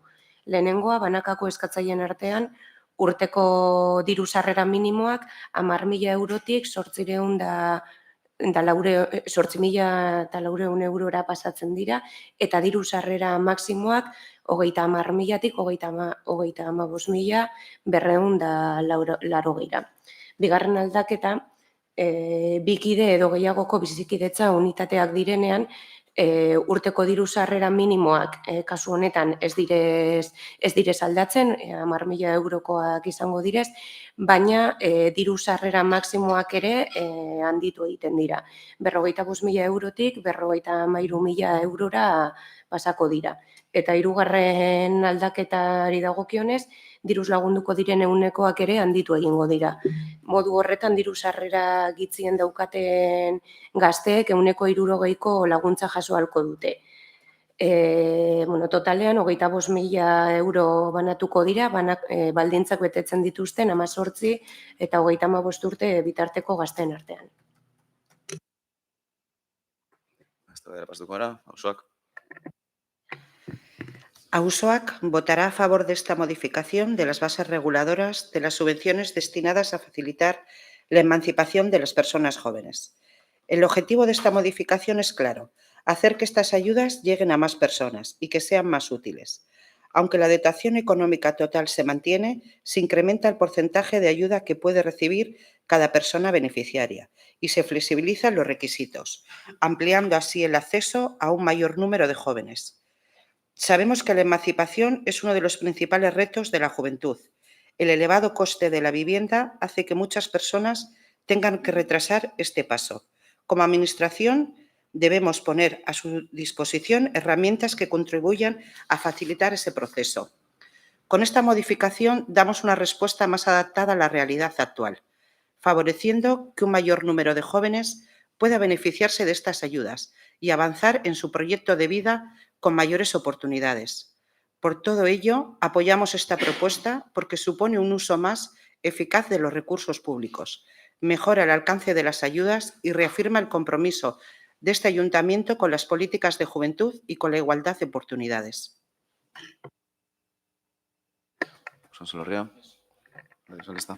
Eskerrik asko berriro. Nosotros vamos a empezar leyendo resumidamente la alegación o la enmienda que presentamos a estas bases que entendíamos que contribuyen a ese objetivo de hacerlas más atractivas y útiles para las potenciales personas beneficiarias. Entonces, esa alegación constaba de dos puntos, ¿vale? El primero era: para que la subvención pueda realmente suponer un alivio económico para las personas que más lo necesitan, se propone que, en lugar de abonar la subvención una vez que la persona beneficiaria ha pagado los 12 meses de alquiler, que el abono de la subvención se realice de manera previa al pago del alquiler por parte del beneficiario o beneficiaria y de forma trimestral, cuatrimestral o semestral, eso a valorar por el Gobierno municipal, a condición de que la persona cuente con la documentación requerida, con un contrato de alquiler en vigor para al menos 12 meses y presente, tras cada periodo de abono, la justificación de los gastos del alquiler subvencionados y del cumplimiento de las condiciones que se establezcan. Y el segundo punto era que, en caso de considerarse compleja, técnica, administrativa o burocráticamente esta propuesta, se acote a aquellas personas que cumplan las condiciones para recibir la subvención dentro del tramo de renta más bajo. ¿Vale? Esta es la alegación que presentamos hace varias semanas y, hecha esa pequeña exposición, paso a lo que sería nuestra valoración de este punto. ¿Vale? Nosotros, por aclararlo, vamos a votar a favor de la propuesta. Vamos a votar a favor porque estas ayudas al alquiler de las personas jóvenes, estas ayudas a la emancipación de las personas jóvenes, nacen de una enmienda a los presupuestos del Partido Socialista que presentamos en diciembre de 2023. Entonces, eso es una idea, una propuesta política que lleva nuestro sello y nosotros vamos a votar a favor de esas mejoras porque nosotros consideramos que todo lo que sea mejorar, hacer un análisis crítico, que es lo que nosotros pedimos siempre de la realidad de las cosas, para ver dónde pueden fallar, o no tanto fallar, o dónde pueden mejorar, dónde hay margen de mejora, sobre todo en un contexto tan complejo para la emancipación de las personas jóvenes como es el actual, pues nos parece un trabajo positivo que nosotros valoramos positivamente y por tanto vamos a votar a favor, aunque carezca de algunas mejoras que nosotros proponíamos en nuestra alegación. Y dicho esto, pues voy a comentar la alegación, ¿vale? Nosotros, como decíamos en esa enmienda alegación que proponíamos, lo que buscamos es cambiar un poco el enfoque de esas ayudas. Ahora mismo las ayudas están planteadas para que una vez que la persona ha pagado el alquiler durante los 12 meses, pues se le abona una parte de lo que esa persona ha pagado a final de ese periodo de 12 meses. Nosotros lo que proponemos es que ese dinero se pueda dar por adelantado, de tal forma que realmente suponga un impacto o un alivio económico para las personas que más lo necesiten, pero que se pueda hacer de manera fragmentada, ya sea trimestral, cuatrimestral o semestralmente. Eso a valoración por el gobierno, de tal forma que, bueno, que esa persona puede ir justificando los abonos y entregando la documentación a medida que recibe la subvención y que, bueno, esa dinámica contribuya a que esas ayudas realmente supongan, pues eso, un alivio económico para las potenciales personas beneficiarias que en vez de esperar a los 12 meses para cobrar todo y tener que adelantar el 100% del dinero, que para personas en determinadas situaciones socioeconómicas pues puede ser compleja, pues puedan ir recibiendo a lo largo del año dinero para que esa ayuda realmente les alivie económicamente. Y el segundo punto que proponíamos es que si esta nueva dinámica o este nuevo enfoque supone una complejidad o una problemática a nivel burocrático, a nivel técnico, administrativo, pues que se pudiese, a modo de piloto, a modo de prueba durante este primer año, pues acotar este nuevo enfoque pues, a las personas que dentro de las posibles personas beneficiarias se encuentren dentro del tramo de renta más bajo, porque entiendo que la prioridad a la hora de proporcionar ese alivio económico pues tiene que ser sobre todo las personas que más dificultades tienen. Ese es un poco el enfoque con el que nosotros planteábamos esta propuesta. Y respecto a la respuesta del equipo de gobierno, que como me toca a mí hablar antes, pues no la ha dado, pero ya la doy yo porque se nos trasladó en la comisión, que es que se iba a valorar, pero que bueno, que ahora mismo por diferentes razones pues no se podía incorporar.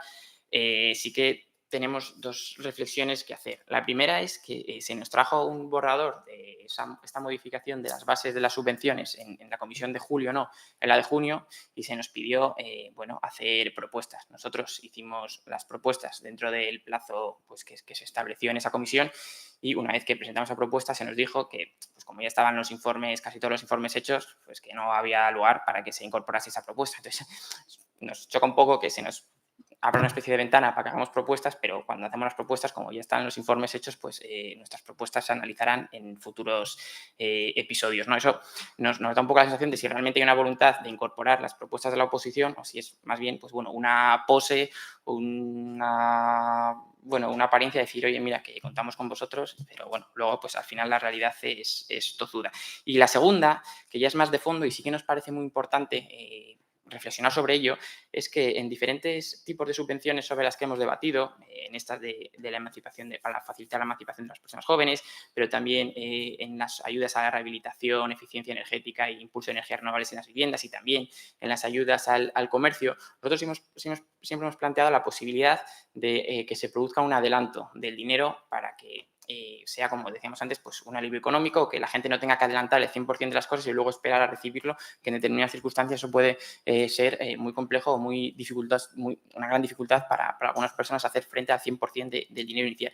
Y siempre se nos ha dicho que eso era técnicamente inviable, que no era posible, que lo que estábamos pidiendo era irrealizable. Y resulta que en este caso pues sí es realizable y no lo decimos nosotros, lo dijo la propia concejala en la comisión y tenemos un informe, que no lo voy a leer, pero si hace falta en la siguiente intervención pues lo puedo leer, donde dice que efectivamente eso es posible y eso es viable. Entonces eso con cierto retraso, un poco en diferido, pero nos da la razón cuando decíamos en todos estos debates que hemos tenido previamente de que esto no era una cuestión de inviabilidad técnica, sino que era una cuestión de voluntad política, que puede exigir otro enfoque, otra dinámica o más trabajo, pero que evidentemente se considere mejor o peor esta dinámica, la decisión sobre implementar o no esta forma de conceder las ayudas era una decisión política. Entonces, insistimos, tanto para estas ayudas como para otras, como puede ser las de la rehabilitación, eficiencia energética en viviendas, como para las de los comercios.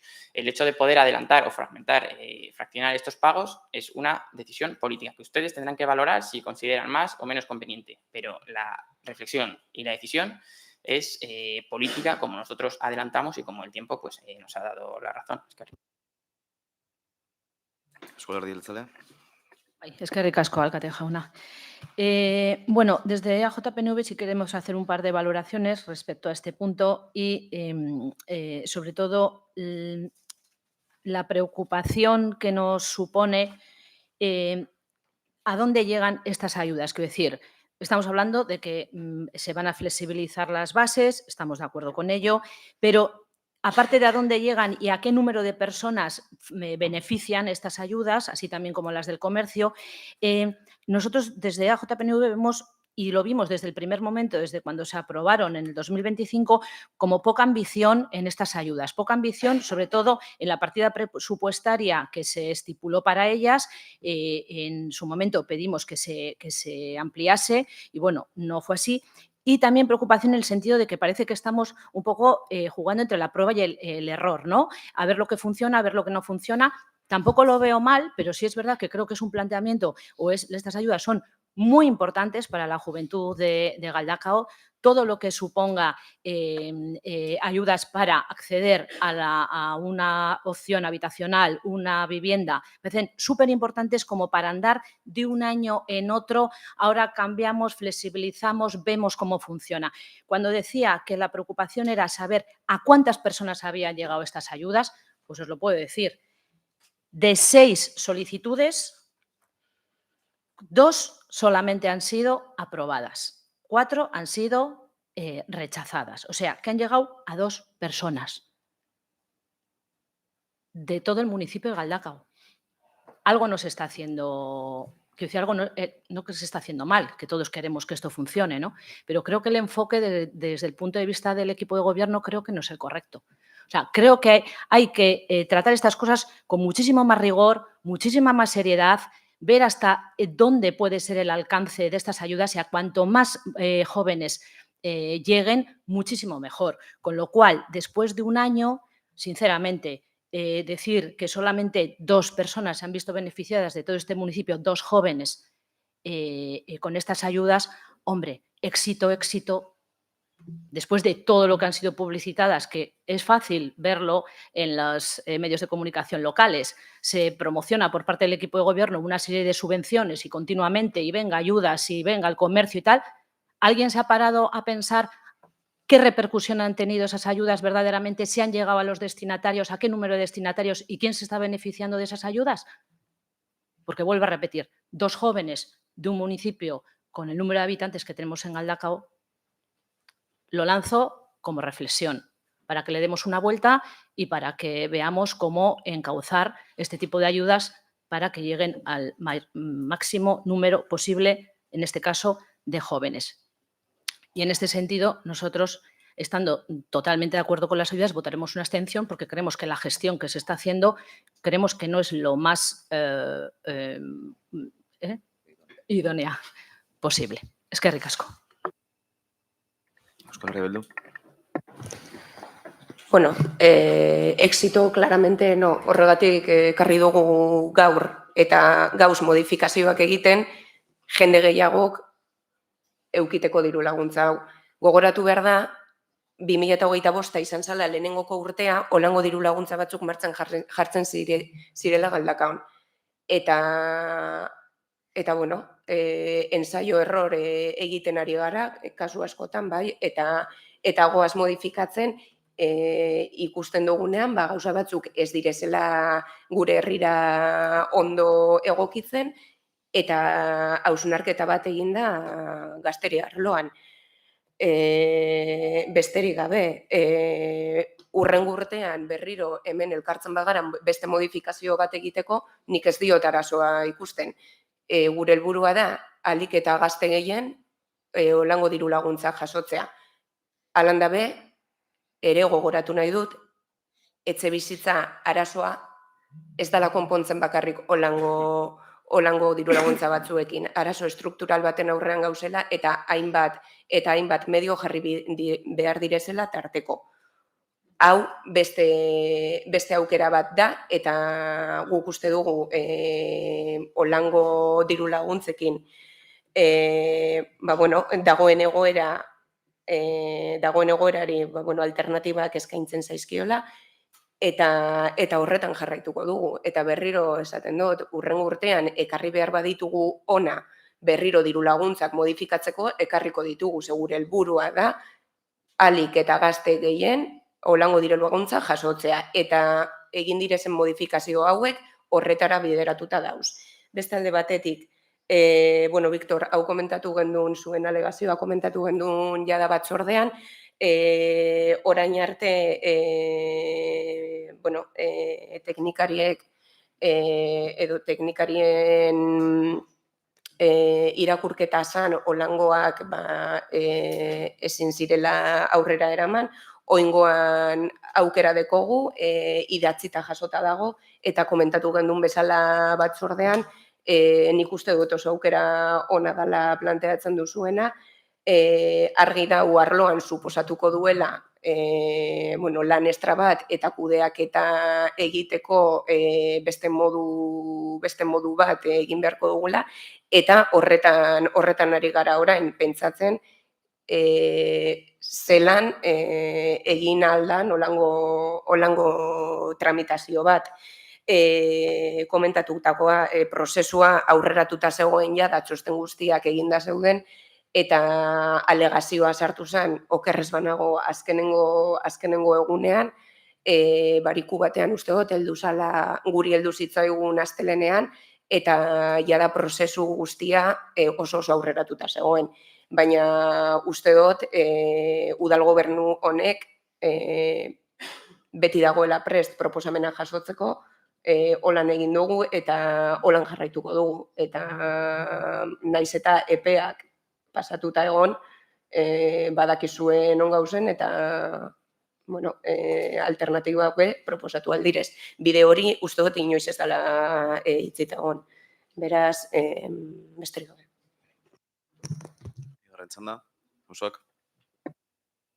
Bueno, una pequeña aclaración, que os he visto que insistíais en las ayudas del comercio.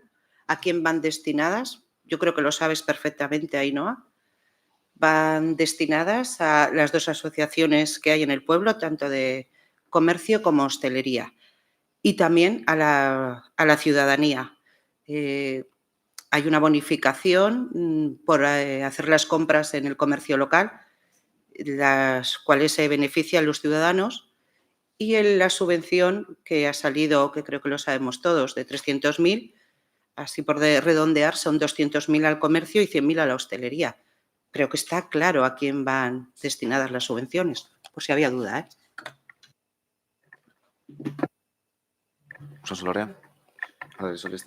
Nada, muy brevemente. Nosotros sí que agradecemos la receptividad con respecto a las propuestas que hemos hecho, aunque haya que esperar para evaluarlas más profundamente, y esperemos que cuando haya que hacer el análisis dentro de un tiempo de estas ayudas, cómo han funcionado, pues que este enfoque que proponemos los socialistas se tenga en cuenta y se analice. Es decir, además la propuesta está hecha con un cierto grado de flexibilidad también para tener en cuenta el contexto y las circunstancias de la administración y encajar todo eso de la manera más óptima y adecuada posible para la administración, pero también para las potenciales personas beneficiarias.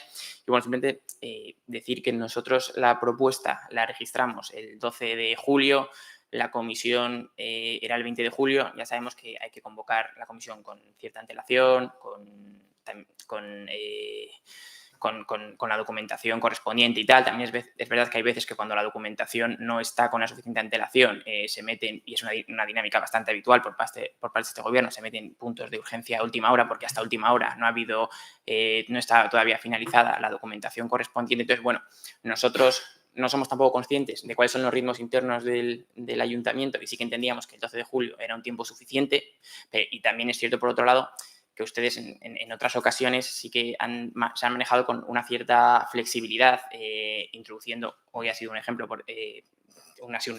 claro, introduciendo determinados puntos como urgencia precisamente para aguantar hasta última hora, para introducir cierta documentación y que los puntos puedan debatirse adecuadamente. Entonces, que este podría haber sido también un ejemplo de eso. Pero en cualquier caso, no nos quedamos con la forma, vamos más al fondo y nos alegramos de que por lo menos quede pendiente para el corto plazo pues esta revisión o esta reflexión, y esperemos que sea no solo en estas ayudas en concreto, sino que esta reflexión se pueda abrir también para otro tipo de ayudas que se dan en este ayuntamiento.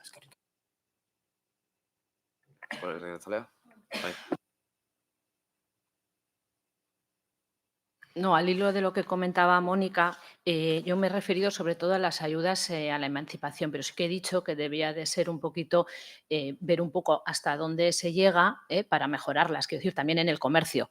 O sea, ya conocemos las partidas presupuestarias que hay para cada ayuda, vamos, que en ese sentido estamos bien informados. Es que ricasco. Euskal Herria Bildu, ez? Bozkatuko gu. Bozkatuko dugu, aldeko botoak, kontrako botoak, abstentzioa.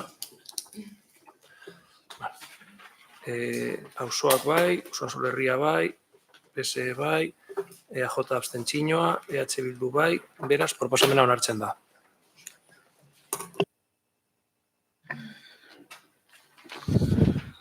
Zortzigarren puntue, 7.288/2025, espedientea. Lurraldeko informazio batzorden irizpena. Lokalak etxebizitza bihurtzeko ordenantza arautzaileari behin betiko onespena ematea. Expediente 7.288/2025. Dictamen de la Comisión Informativa de Territorio. Aprobación definitiva de la ordenanza reguladora de conversión de locales en vivienda. Asier Biraun, Iturgor Maetxe irigintza zinegotziak, salpenak emango guzkuz. Eskerrik asko Inigo, arrastion guztioi. 6. puntu honetan, orain 7. da, lokalak etxebizitza bihurtzeko udal ordenantzaren aldaketaren izapidetzearekin amaitu nahi da. Urtarriaren 29an, hasierako onespena eman zitzaion lehen aldiz, lehenengo jende aurreko izapidearen ondoren testua berrikusi eta maiatzaren 4an bigarrenez berriz ere hasierako onespena onartu zen. Bigarren jende aurreko epea alegaziorik gabe amaitu denez, eta jasotako kontsulta teknikoen ondorioz bi argibide interpretatibo gehitu direnez, aldaketa horiek funtsezkotzat hartzen ez ditugunez, arauaren aplikazioa argitza eta zerguntasun juridikoa indartzea dutenez helburu, gaur ordenantzaren behin betiko onespena onartzea proposatzen dugu edo diogu udalbatza honi. Eskerrik asko. Eztabaidara pastuko gara, Auzoak. Bai.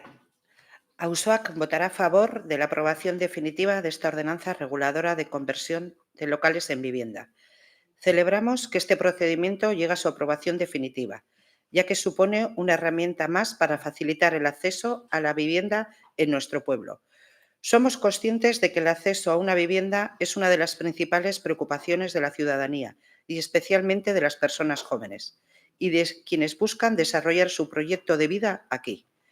Esta ordenanza permitirá aprovechar determinados locales que cumplan las condiciones urbanísticas, PERCO y de habitabilidad para convertirlos en viviendas, contribuyendo a optimizar los locales vacíos existentes y ofreciendo nuevas oportunidades sin necesidad de ocupar más suelo. Es importante destacar que esta medida no es la solución única al problema de la vivienda, pero sí forma parte del conjunto de iniciativas que pueden ayudar a ampliar la oferta y responder mejor a las necesidades actuales de nuestro pueblo. Por ello, valoramos positivamente esta aprobación definitiva y reiteramos nuestro compromiso con todas aquellas medidas que desde el ámbito municipal contribuyan a facilitar el acceso a una vivienda digna para la ciudadanía. Usansolo Herria, Alderdi Sozialista, Euskal Herria Jeltzalea. Bai. Eskerrik asko alkate jauna. Guk gure aldetik adosko botoa egingo dugu. Ikusten dugu dela ekintza bat oso herrirako ona. Bena egia da, uste dugu lau pausu bat dela eta beste pausu batzuk eman behar dira etxe bizitza gaztentzat lehen puntua hitz egin dugun moduan. Eta are gehiago etxe bizitza publikoa ea hasten bagara galdakon be ikusten badara magu urte batzuk etxe bizitza publiko berririk ez dagoela galdakon eta espero dugu azken txanpan honetan zeo zer dakigu honi buruz. Euskal Herria Bildu. Lehenengo eta behin azaldu, normalean pleno guztiak arratsaldez izaten direnez, irten zaidan gauza hasiera batean arrastion izan dela, baina egun on dan hori. Ez dara mata inbeste denbora esna, hori da. Orduen, lehenengo esku hartze honetan, nik nahiko nuke apur bat azaldu ordenantza honek zer dakarren, batzutan horrela azkar pasatu direnean gauzak, esan digutelako jendea ez dela enteratzen oso ondo zer dan ordenantzak edo zer dakarren edo ordenantzaren edukiari buruz. Orduan, gaur behin betiko onartzera dakargun ordenantza honek helburu argi bat dauka. Galdakaon etxebizitza eskuragarri gehiago sortzea, lehendik eraikita dagoen hiri ehuna hobeto aprobetxatuz eta gaur egun erabilarerik ez duten edo jarduerarik gabeko lokalak etxebizitza bihurtzea ahalbidetuz. Hau da, eta koldorekin bat nator, ez da dana konponduko duen gauza bat edo ekintza bat, baina bai dela ekintza egokia, eta berak esan duen bezala, ea dotazionalekin egin genuen bezala, Eusko Jaurlaritzarekin eta Alderdi Sozialistak baten baino gehiago galdetu digunean esan diogula, orube bat edo lur eremu bat eman geniola edo lagatu diogula Eusko Jaurlaritzari, ea ere gauza guzti horietan aurrera egiten dugun eta espero dugu legegintzaldi amaitu baino lehenago horretaz notiziak izatea guk ere bai. Eta ditugunean esango dizkizuegu, bai? Lurzoru berria kontsumitu gabe egin dezakegun ekintza bat da, herritarren etxebizitza premiei erantzuten diegu eta aldi berean gure auzoak bizi berritzen laguntzen dugu, eta ordenantza honek ez du edozein lokal etxebizitza bihurtzea baimentzen. Horretarako gutxieneko baldintza tekniko eta urbanistiko zorrotzak bete behar bait dira. Etxebizitza berriek kalitatea, segurtasuna eta bizigarritasuna bermatzeko baldintza nagusiak hauek izango dira. 2026ko urtarrilaren batean jarduerarik ez zuten lokalak baino ezingo dira bihurtu etxebizitza. Merkataritza interes bereziko eremuetan ez da erabilera aldaketa baimenduko salbuespen jakin batzuetan izan ezik. Tokiko merkataritza babesteko. Gutxienez, 40 metro karratu edo 40 metro kuadro erabilgarri izan beharko ditu eta etxebizitza baten gutxieneko programa eta gelen neurriak bete. Argiztapen naturala eta iraztapen zuzena izan beharko ditu bizitzeko gela guztietan. Ez dira onartuko bigarren mailako argiak edo bizigarritasuna murrizten duten irten bideak. Irisgarritasun, segurtasun, isolamendu akustiko, energia eraginkortasun eta suteen aurkako araudia bete beharko du indarrean dagoen legediaren arabera.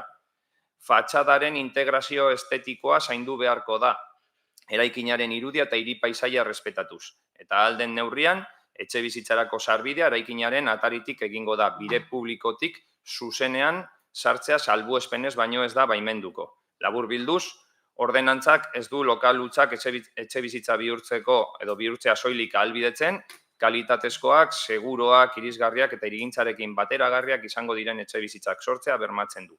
Herritarren bizi kalitatea lehenetsiz. Eskerrik asko. Bigarren txanda, osoak, Oson Solorria, Alderdi Sozialista, Alderdi Jeltzalea, bozkatuko.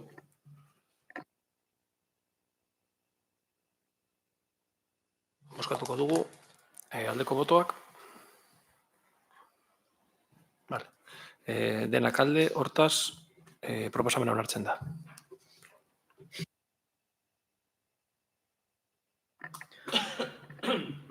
Bi puntu geratzen dira, jarraituko gu.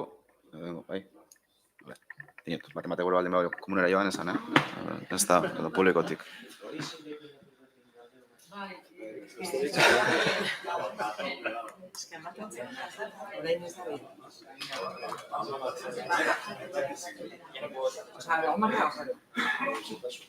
Horbe, Koldo, igual pasa humandua, publikokoa pasa, igual Estepani edo. Bai, jarri.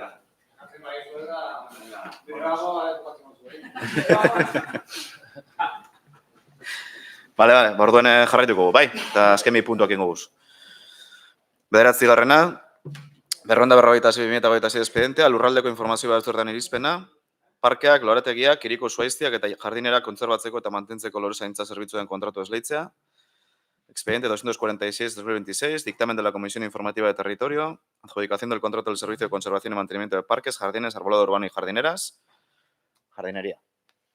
Zierrek barriro azalpen txiki bat emongo esku. Eskerrik asko Inigo. Puntu honetan, Galdakoko parke lorategi, hiri, zuaitz eta gainerako berdegunen mantentze integralenen zerbitzua kontratatzeko proposamena dakargu udalbatza honetara. Eman ditugun buelta guztiak eman ostean, kontratazio prozesu bat irekita egon zan, eta orain bigarren kontratazio prozesu honetan, pentsatzen dugu jadanik ea ez dagoen inongo elegiteri jartzen enpresaren batek edo besteak eta esleitu dezakegun gaurkoan. Horretarako, saiakera egin zuen udalbatza honek kontratu hau burutzeko, baina enpresen arteko alegazioak zirela medio, kontratu administratiboen errekurtsoen inguruko ebazpen organoak indargabe utzi zituen hartutako erabakiak. Ondorioz, esen kontratua esleitzerik izan, eta prozedura bertan bera geratu zen. Hori dela eta, udalak espediente berria prestatu zuen dokumentazioa eguneratuz, kontratazioa berriz gauzatu ahal izateko. Horixe da gaur, aztertzen dugun 246/2026 espedientearen helburua. Udalaren berdegunen mantentze zerbitzua datozen 4 urtetarako bermatzea, kontratu misto baten bidez, mantentze zerbitzua beharrezko hornidurak eta zerbitzuari lotutako inbertsio lanen esparru akordioa barnea hartuta. Beraz, gaurko osoko bilkuran kontratuaren esleipena onartzea proposatzen dizuegu. Eskerrik asko. Eztabaida pastuko gara, osoak, Osasun Herria, Alderdi Sozialista, Euskal Herria Jeltzalea, Euskal Herria Bildu. Bai. Kontratazio mailak, ja da azaltzeko zer gertatu den esleipen honetan. Kontratazio mailak bi eskaintza aztertu ditu, irizpide teknikoak eta ekonomikoak baloratu ondoren, Enbiser Servicios Medioambientales izan da puntuaziorik handiena lortu duen enpresa, 85,04 puntu.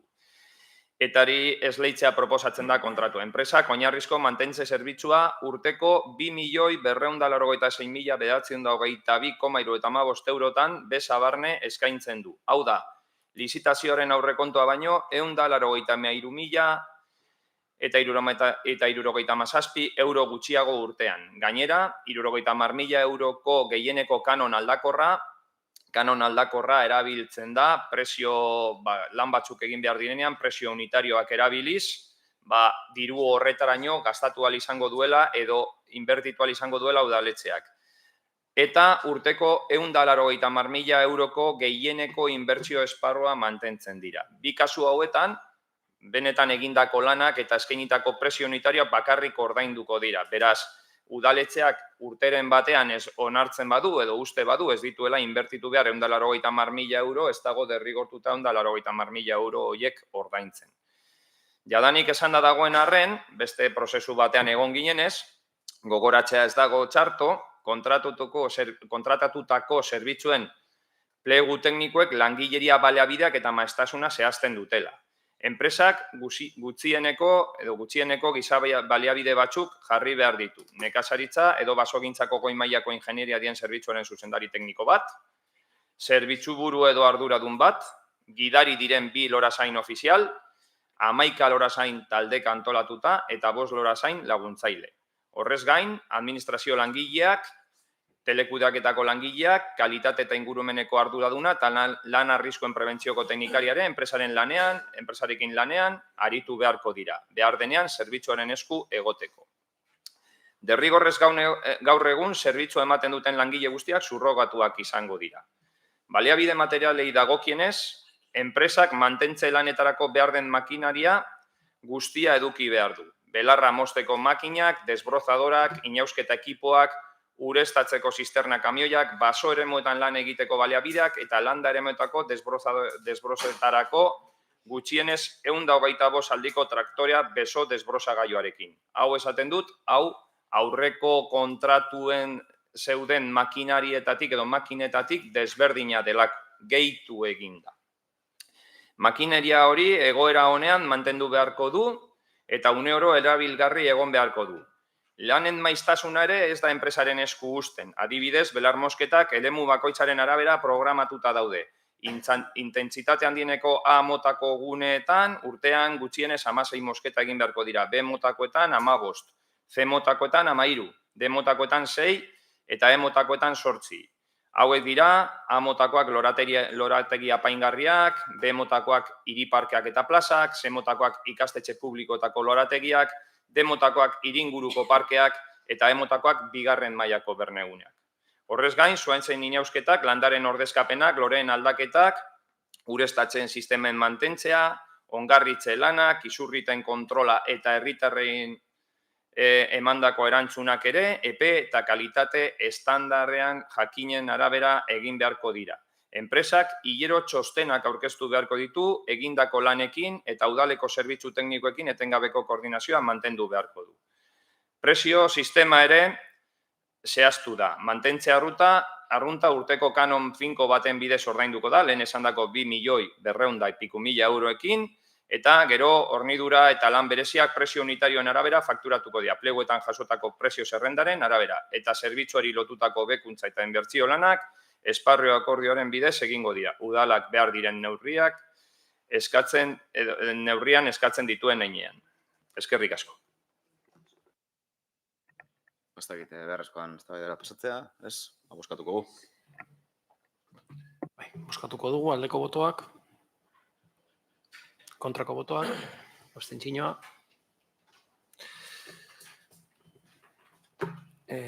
Auzoak alde, Usanso Herria alde, PS abstentzioa, EAJ alde, EH Bildu alde, hortaz proposamena onartzen da.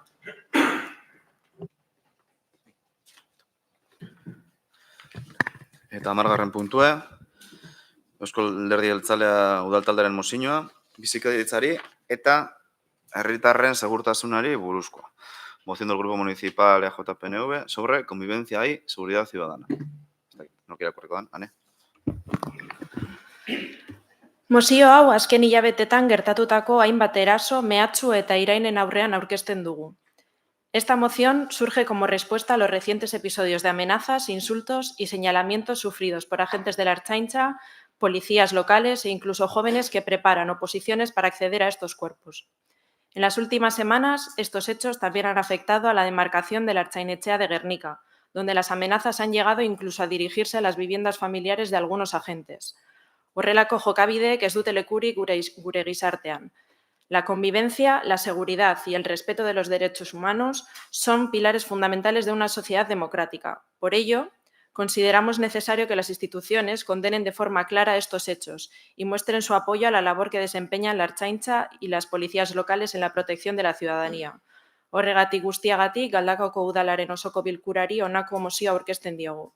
Punto 1. Los representantes de la Corporación Municipal de Galdakao denuncian y condenan las amenazas e insultos que han sufrido los agentes de la Ertzaintza.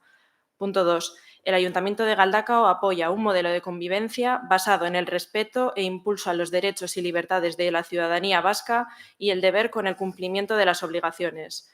Todo ello garantizado y sostenido gracias a la labor profesional de la Euskal Policía, la Ertzaintza y las policías locales. Este bedera pastuko gara, Auzoak. Bai. Egun on denori. Desde Auzoak queremos dejar claro, en primer lugar, nuestra condena más rotunda y sin paliativos a cualquier tipo de amenaza, insulto, coacción o señalamiento dirigido contra cualquier persona, incluidos los agentes de la Ertzaintza, policías municipales o cualquier otro colectivo o ciudadano. No cabe la violencia ni la intimidación en nuestro municipio. Sin embargo, consideramos que esta moción responde más a una estrategia partidista y política que a una preocupación real por la convivencia. Traer esta moción al Pleno busca el enfrentamiento entre partidos en lugar de aportar soluciones prácticas y constructivas para nuestro municipio. Por esta razón, y porque condenamos los hechos, pero no compartimos el uso partidista y político que se le quiere dar desde Auzoak, nos vamos a abstener.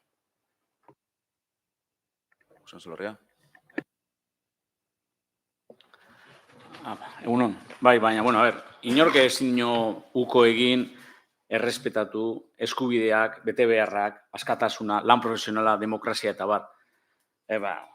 Esaten den moduen, testu honetan eta mozio honetan. Baina gure ustez, mozio honeri babesa emoteko zeuzer gehiago faltetan da. Eta da, putxuk eta autokritika be. Horregaitik, UH aldetik be, gure botoa abstentzioa izango da. Bai, eskerrik asko berriro.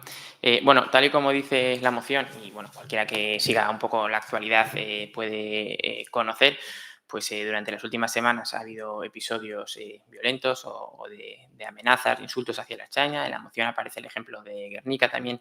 Hace unas semanas se produjo el caso también en un clima de violencia, de ataque a personal de la policía en Etxebarri. Se está gestando un cierto clima en determinados sectores y en determinados espacios. Tampoco vamos a decir que es una cosa generalizada porque no sería cierto, de intimidación o de menosprecio hacia el personal de cuerpos como la Chaña, como algunas policías municipales en algunos municipios, y se suma también, que no es nuevo de este verano o de este año en concreto, sino que se ha producido también en años anteriores y muchas veces especialmente también en verano, en contextos festivos. Nosotros la lectura que hacemos es que estos casos son minoritarios, efectivamente, pero no son sucesos aislados o sucesos espontáneos, sino que son, por decirlo de alguna manera, coletazos de una cierta cultura de la violencia o del odio que durante muchas décadas sí que ha tenido un protagonismo importante en Euskadi, que se manifiesta de las formas que acabamos de mencionar, pero que se han manifestado en otras ocasiones a través de pintadas en sedes de partidos o pintadas incluso amenazantes o insultos hacia ciertos consejeros, que se manifestó hace un par de semanas en las agresiones de corte fascista que se produjeron hacia personas por llevar la camiseta de un determinado equipo de fútbol. Entonces, como decíamos nosotros, aunque entendemos y es positivo que son cosas minoritarias, aunque en algunos casos cada vez están dejando de ser tan minoritarias, lo enmarcamos, como decíamos, en una cultura, en unos coletazos de una cultura de odio y la violencia que sí que tuvo mucho protagonismo durante muchas décadas, durante demasiadas décadas en Euskadi, y por eso entendemos que de todo esto sí que hay que hacer una lectura política, que no podemos esquivar hacer esa lectura política, y que hacer una lectura política de unos sucesos implica también hacer un posicionamiento político, que es para lo que estamos los partidos o los grupos políticos en el Pleno. Y ese posicionamiento político puede ser, como pide la moción, y a lo que nosotros nos sumamos y vamos a votar a favor, esa condena, que esa condena significa apostar por consolidar y ensanchar espacios de libertad y de tolerancia en nuestras calles, de no discriminación a ninguna persona por ideas, trabajo, etcétera. Significa, por supuesto, respetar, prestigiar y legitimar a nuestros cuerpos, a la Chancha, a la Euskal Policía, a las policías municipales de cualquier municipio de pero también de los otros, y que esta moción salga aprobada por los diferentes grupos políticos implica también generar en este ayuntamiento un consenso, un espacio común en el que todos sumemos para desvincularnos todos y deslegitimar esa cultura de la violencia y del odio que mencionaba. Y no posicionarse políticamente o no respaldar esa moción, pues a nosotros nos parece que tiene el riesgo, luego cada uno con su intervención pues verá si es así o demostrará si es así o no, pero sí que tiene el riesgo de caer en una especie de silencio, que el silencio en política suele ser bastante contundente y bastante clarificador, o puede mostrar cierto desinterés por desvincularse efectiva y notoriamente de esas actitudes violentas. Pero esperamos al posicionamiento del resto de grupos, pero nuestra postura yo creo que ha quedado clara. Eskerrik asko. Ariel Zalea. Gaur, EAJ-PNV udal talde gisa, mozio hau aurkezten dugu azken hilabeteotan ertzaintzako agenteek, udaltzainek eta polizia lanpostuetarako oposizioak prestatzen ari diren gazteek jasan dituzte mehatxu, irain eta seinalamenduen aurrean Galdakako udalak jarrera argia har dezan. Este debate no trata sobre una actuación policial concreta. Las instituciones públicas deben ser fiscalizadas. Sus actuaciones pueden y deben ser criticadas y, cuando existan errores, investigadas y corregidas. Pero una cosa es cuestionar una actuación policial y otra muy distinta, amenazar a una persona, señalarla públicamente o trasladar la intimidación hasta su domicilio y su entorno familiar por el simple hecho de ser ertzaina. Eso no es crítica política, eso no es protesta, eso no es libertad de expresión, es intimidación, es coacción y es persecución. Y frente a ello no caben excusas, matices interesados ni silencios calculados. Ninguna persona puede ser señalada, expulsada de un espacio público o amenazada por el simple hecho de ser ertzaina. Ninguna familia debe sentir miedo porque uno de sus miembros vista el uniforme de la policía vasca. Euskadin, badakigu zer ondorio izan dituzten urte luzez seinalamenduek, isiltasunek eta zerbait egingo zuen bezalako justifikazioek. Ez dugu iraganeko garai ilunetara itzuli nahi. Horregatik, argitasunez, irmotasunez eta inolako ambiguotasunik gabe erantzun behar dugu. La Ertzaintza y las policías locales forman parte de nuestro sistema democrático. Son nuestra policía, una policía vasca, profesional y al servicio de la ciudadanía. Defender a sus agentes frente a las amenazas no supone darles un cheque en blanco. Supone defender que cualquier actuación policial puede ser criticada dentro de la legalidad, pero que ninguna crítica justifica el insulto, el acoso, la amenaza o el señalamiento personal. Porque detrás de cada uniforme hay una persona, una familia y unos derechos fundamentales que también merecen ser protegidos. Mozio honen bidez, argi esan nahi dugu ez dagoela lekurik mehatxoentzat, irainentzat eta seinalamenduentzat. Horregatik, Galdakaoko udalari eskatzen diogu Ertzaintzako agentek jasandako mehatxuak eta irainak irmoki gaitzesteko. Ante una amenaza no cabe la equidistancia. Ante el señalamiento no cabe mirar hacia otro lado. Y ante la persecución de una persona por el hecho de ser ertzaina, solo cabe una respuesta democrática. Condena firme, solidaridad con las personas afectadas y defensa de la convivencia. Los derechos fundamentales no dependen de la profesión que uno desempeñe. Si hoy aceptamos el señalamiento de unos, mañana estaremos debilitando la libertad de todos. Horregatik guztiagatik, gaur udal talde guztiei dei egiten diegu mozio honen alde bozka dezaten. Uste dugu hau ez dela alderdien arteko eztabaida bat, bizikidetzaren, askatasunaren eta pertsona guztien duintasunaren aldeko gutxieneko adostasun demokratikoa da. Porque podemos discrepar sobre muchas cuestiones, pero una sociedad democrática debe ser capaz de ponerse de acuerdo en unos mínimos, y condenar una amenaza es uno de esos mínimos. Eskerrik asko. Euskal Herria Bildu.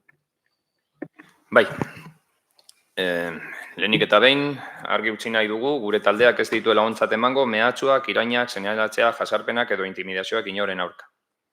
Ertzaintzako agerteen aurka izan, zein udaltzainen aurka izan, osasun profesionalen aurka izan, irakasleen aurka izan, suhiltzaileen aurka izan, kazetarien aurka izan, ordezkari publikoen aurka izan, edo beste edozein herritarren aurka izan. Gizarte demokratiko batean, pertsona orok du bere lana eta bere bizitza pertsonala presiorik, beldurrik eta mehatxurik gabe garatzeko eskubidea. Horretan ez dago zalantzarik eta hori ez da eztabaida hemen.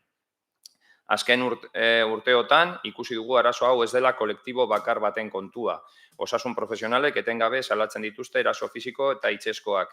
Irakasle gero eta presio handioa jasaten dutela adierazi dute. Kazetariek sare sozialen bidezko mehatxuak eta jasarpenak pairatzen dituzte eta ordezkari publiko askok ere mehatxuak eta seinaletxeak jasan dituzte.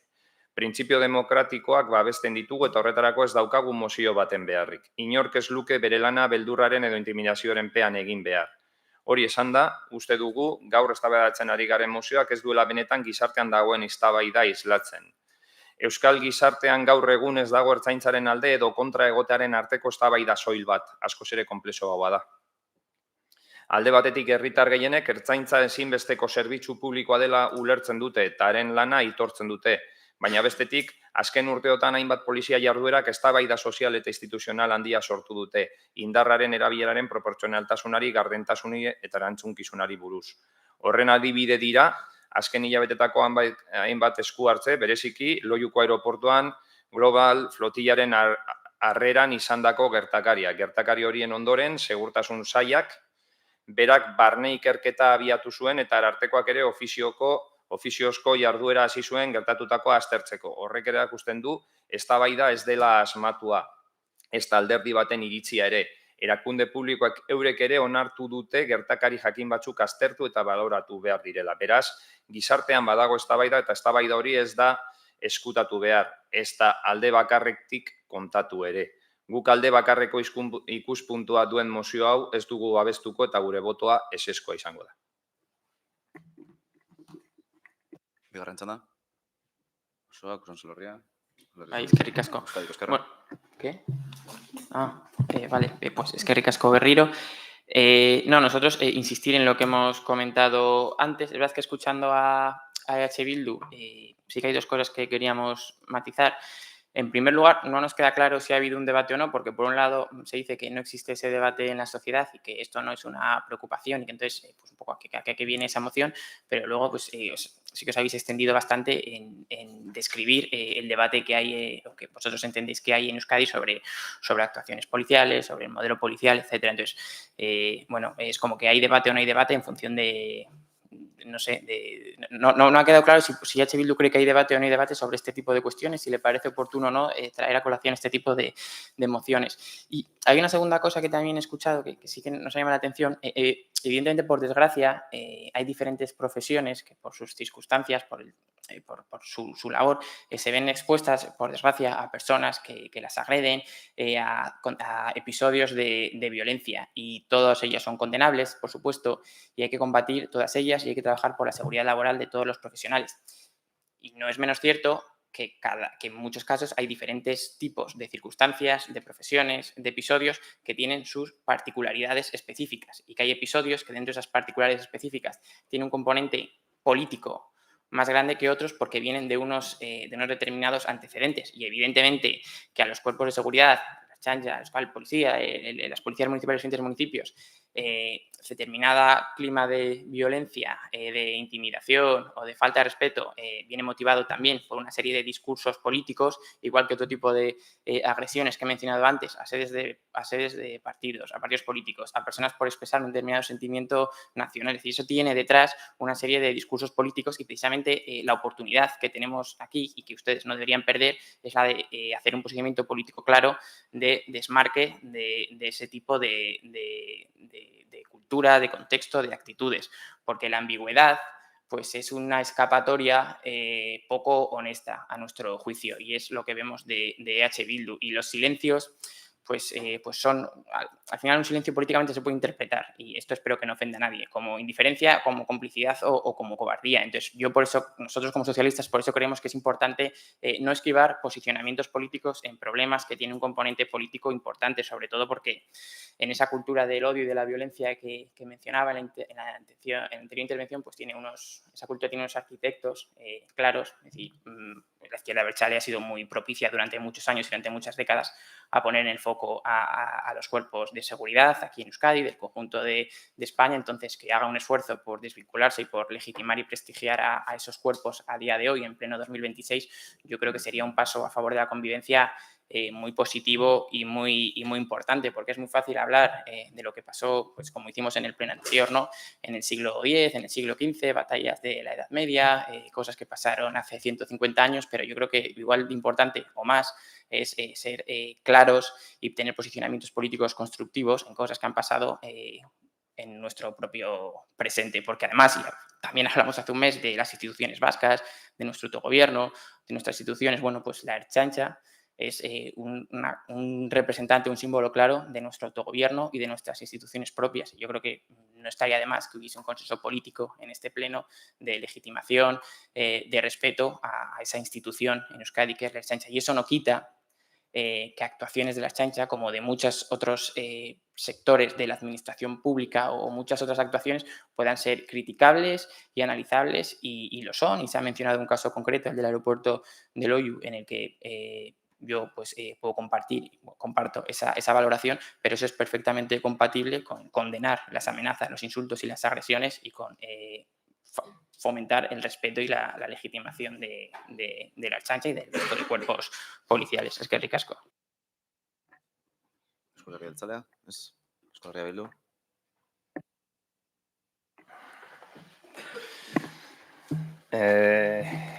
Un poco guk esan dugu ez dugula ja mozio hau babestuko eta ez dugu babestuko. Baina apur bat eginda eta galdetu didanagaitik eta Victorrek esan duenagaitik orain arte, ha hablado antes de cultura del odio y de la violencia, pero claro, esta moción viene desde un punto de vista en el que no se nos ha dado ni un minuto de tiempo o no se nos ha dado la oportunidad o no hemos tenido en otras instituciones en las que sí podríamos hablar sobre estas cosas que son las que tienen un poco la disponibilidad para poder tomar decisiones en este ámbito, de poder hablar de todo lo que tú has estado contando, de qué es de dónde proviene la violencia, qué violencia fue primero, cómo se están haciendo las instituciones, qué están haciendo las instituciones de dentro y cuál es la autocrítica que podemos utilizar en esto. Y por qué luego hemos llegado a este punto en el que estamos ahora y cuáles son todos los movimientos que deberíamos hacer en todo el proceso, no solamente en una parte del proceso o poniendo el punto de mira en un lado. Y por eso, desde nuestro punto de vista y desde H. Bildu lo que creemos es que esto es una moción partidista para traer aquí un problema que creemos no es el problema que los ayuntamientos deben de solventar, sino que tiene otra raíz y que esa raíz habría que buscarla en otras instituciones y hablar sobre ello en otras instituciones. Y luego, podríamos hablar mucho de la utilización de la policía y de cómo se utiliza la policía y de si tiene un carácter político la utilización de la policía y todos los nombramientos que está habiendo ahora, los enjuiciamientos que está habiendo de cargos que se han puesto mandando en la policía. Por lo tanto, vamos a ser justos, vamos a darle una vuelta a esto y si tenemos que traer una moción donde tengamos que ver que estas situaciones se tengan que decir que no se tienen que dar, que eso estamos totalmente de acuerdo, sea consensuada y que todo lo que haya creado ese caldo de cultivo que ha habido anterior, pues pueda también tratarse en la misma moción, no solamente lo que es una moción finalista y partidista. Eta horregatik guztiagaitik gure taldeak ez du mozio hau babestuko. Gure ustez aurrean duguna ez da segurtasun politika hobetzeko proposamen bat. Izaera nabarmen alderdikoia duen adierazpen instituzional simboliko hutsa da. Gainera ez dugu ikusten galdakaon horrelako mozio bat eztabaidatzeko beharrik dagoenik. Herri bakoitzak bere errealitatea dauka eta ezin dugu udal bakoitza beste udalerri batzuetan gertatutako egoeren inguruko adierazpen politikoak egitera behar. Benetako arazoak ez dira udal bakoitzean antzeko mozioak onartuta konpontzen. Ertzaintzak herritarren konfiantza indartu behar badu, horretarako tresnak beste batzuk dira. Gardentasuna. Jarduera polemiko bat gertatzen denean, administrazioak azalpenak eman behar ditu, gertatutakoa ikertu eta hala badagokio erantzunkizunak argitu. Kontrol demokratikoa. Horretarako dago Eusko Legebiltzarra. Bertan azaldu behar dira gertatutakoak, bertan eman behar dira azalpen publikoak eta bertan eztabaidatu behar dira segurtasun politikak. Prestakuntza eta etengabeko hobekuntza. Polizia moderno baten sinesgarritasuna ez da adierazpen politikoekin eraikitzen. Prestakuntzarekin, jardun profesionalarekin, proportzionaltasunarekin eta giza eskubideen errespetuarekin eraikitzen da. Herritarren konfidantza lortzea, konfidantza hori ez da mozio baten bidez lortzen. Egunero irabazten da, jardun profesional egokiaren bidez, akatsak daudenean onartuz eta zuzenduz, eta ondo egiten den lana ere aitortuz. Horregaitik iruditzen zaigu bereziki garrantzitsua azken hilabetetan hainbat erakundek eta eragilek egin duten hausnarketa. Lehendakariak berak adierazi zuen ertzaintzak babes instituzional osoa behar duela, baina aldi berean irizpide propioz autokontrolarekin eta justizia zentzuarekin jardun behar duela. Horrek guztiak erakusten du erakunde demokratikoek badituztela tresnak egoera hori erantzuteko, ez dugu uste udal batek onartutako mozio batek arazo horiek konponduko dituenik. Are gehiago, gure ustez, horrelako mozioek arriskoa dute eztabaida konplexu bat ikuspegi simplista batera mugatzeko eta kasu batzuetan ertzaintza bera eztabaida politikoaren erdigunean jartzeko. Horrek ez dio mesederik egiten ez ertzaintzari, ez herritarrei, ez da elkar bizitzari ere.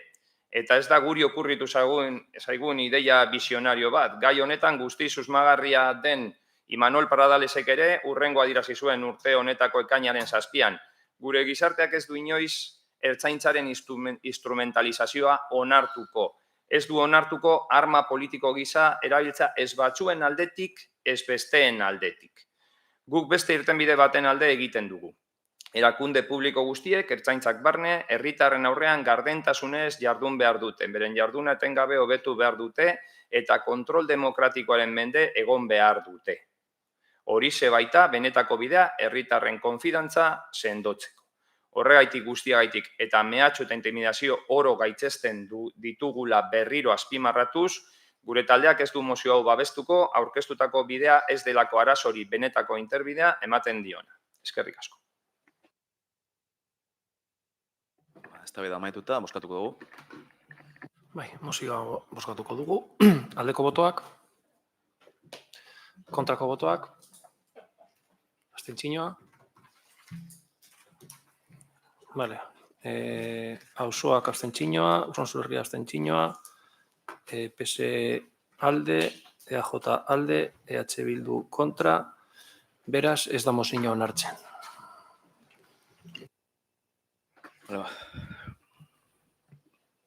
Hamaikagarren puntu ez, 1915-2026 espedentea, 2026 ekitaldiko aurrekontuaren gauzatzearen berri ematea, bigarren hiruhilekoa.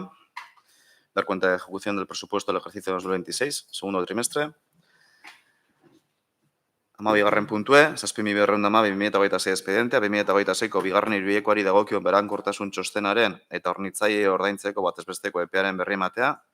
Dar cuenta del informe de morosidad del segundo trimestre de 2026 y plazo medio de pago a proveedores. 13. puntue. 2026ko ekainaren 17tik uztailaren 21 arte emandako alkatetza dekretuen eta zinegotzi delegatuen ebazpenen berri ematea. Dar cuenta de los decretos de alcaldía y resoluciones de concejalías delegadas dictados desde el 17 de junio hasta el 21 de julio de 2026. Eta 14. puntue, galderak eta eskarak, ruegos y preguntas. Alderdien aldetik ez. Bai, hasta gero publikotik zozero gongo dan. Bai, hor, amatetuko guze kamarak eta hitza emango zuen. Eta bitartean, ondo pasau uda, ez dakit lanean edo porretan, eta girean ikusiko dugu elkar barriro osoko bilkuran. Bai.